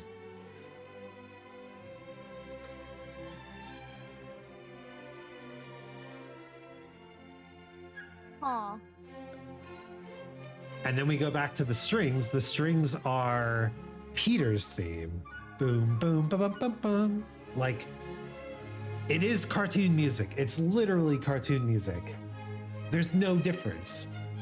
Except that, you know, this was composed a century before cartoons even existed. And this idea of assigning voices to characters was just being started. And the complexity and the thematicness of it is much deeper than, you know, a cartoon piece of music would be. But like, who can tell, right? We're listening to both pieces in 2023. How would we know? Right. And here's the oboe with the duck. Guess what instrument comes on when the ducks show up on screen?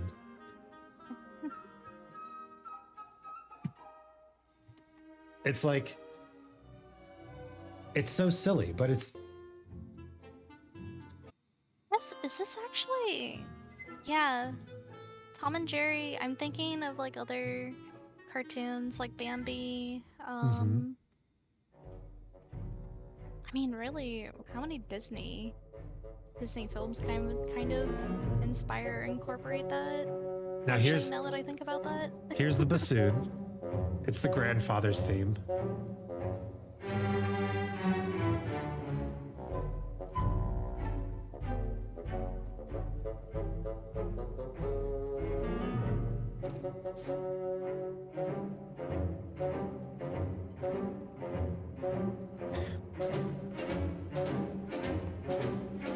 And if you look...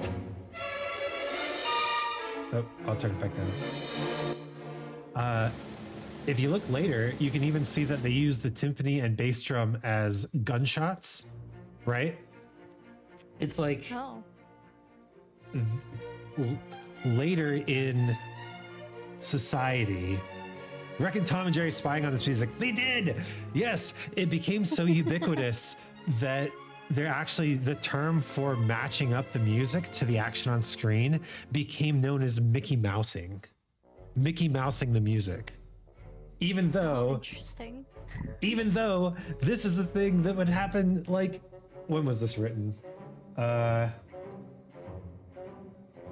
guess I wouldn't be able to see on YouTube. I'll go here. Oh, wow. I was totally wrong. 1936? Are you serious? Yeah. But like, well before like animation really took off, like this was a thing, right? The Did wolf. they have a word for that before Mickey Mousing was the thing? Yeah, so this is generally referred to as a symphonic poem. So if we really want to go all the way back to the beginning,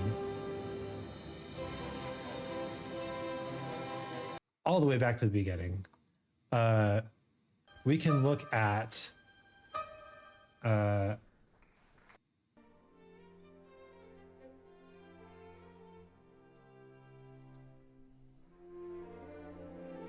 So this is Beethoven, and this is his 6th symphony called the Pastoral Symphony, and it is him trying to describe a pastoral scene, right? Through music alone. And believe it or not, nobody had done a piece of this magnitude just doing that. Ever.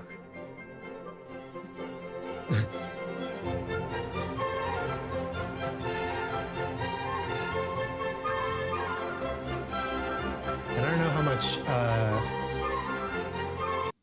I don't know how much German you know, but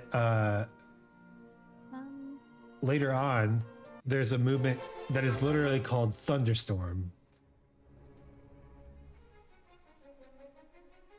And you can hear like the rain coming in, right?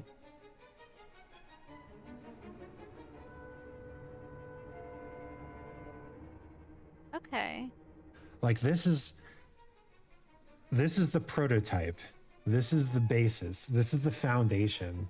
What separates this from Mickey Mousing? What separates this from like goofy music, right?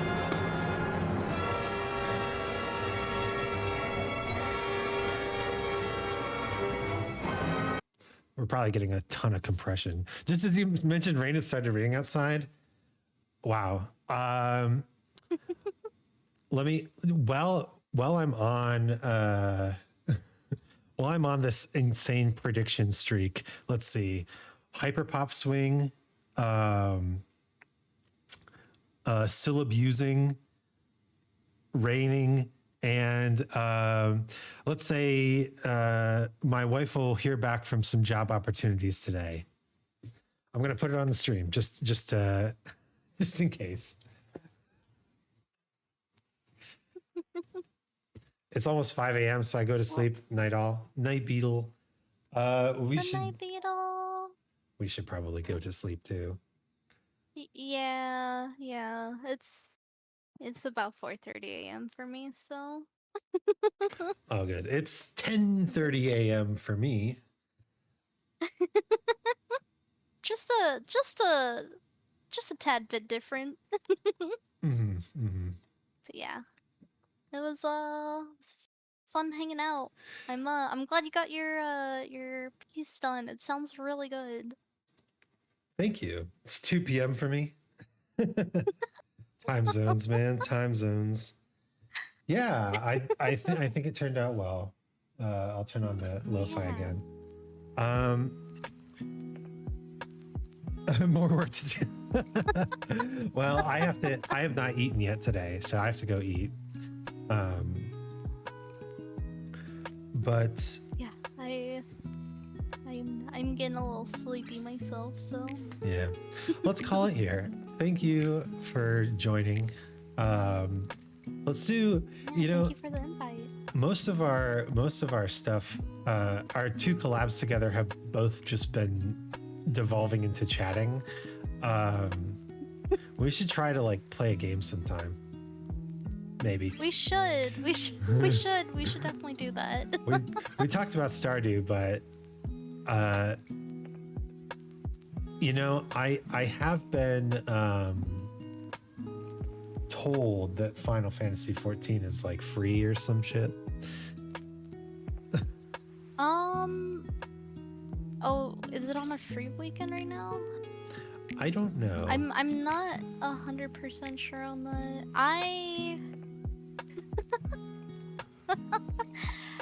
Final Fantasy is good. Final Fantasy is a good game. Maybe I'm definitely open for playing that with people. Or maybe maybe you can play like 16 or one of the solo ones, and I can just chill in the background. Yeah. Whatever. I honestly can't go wrong with any Final Fantasy game. The last one I played was 12, so it's been a bit. Yeah, it's gonna look a little different. We are going to raid a new friend of the channel today. It looks like his name is Ninja Arts, but it's actually NL Ninja Arts. Oh. Yeah, he's actually. I met him through a charity event that he and I are both going to be part of later this year. Oh, fun. And he's playing Pokemon Infinite Fusion right now. I don't know why I'm dropping frames all of a sudden, but yeah, let's go raid him. Let me set up the raid message. But it was good meeting you, Robin. Yeah, thank you everyone who stopped. Thank you everyone who stopped by. We'll have to. It's because of the rain. We'll have to go. We'll have to go try playing Infect Ed. Oh. Next stream, Infect Ed stream. Perfect.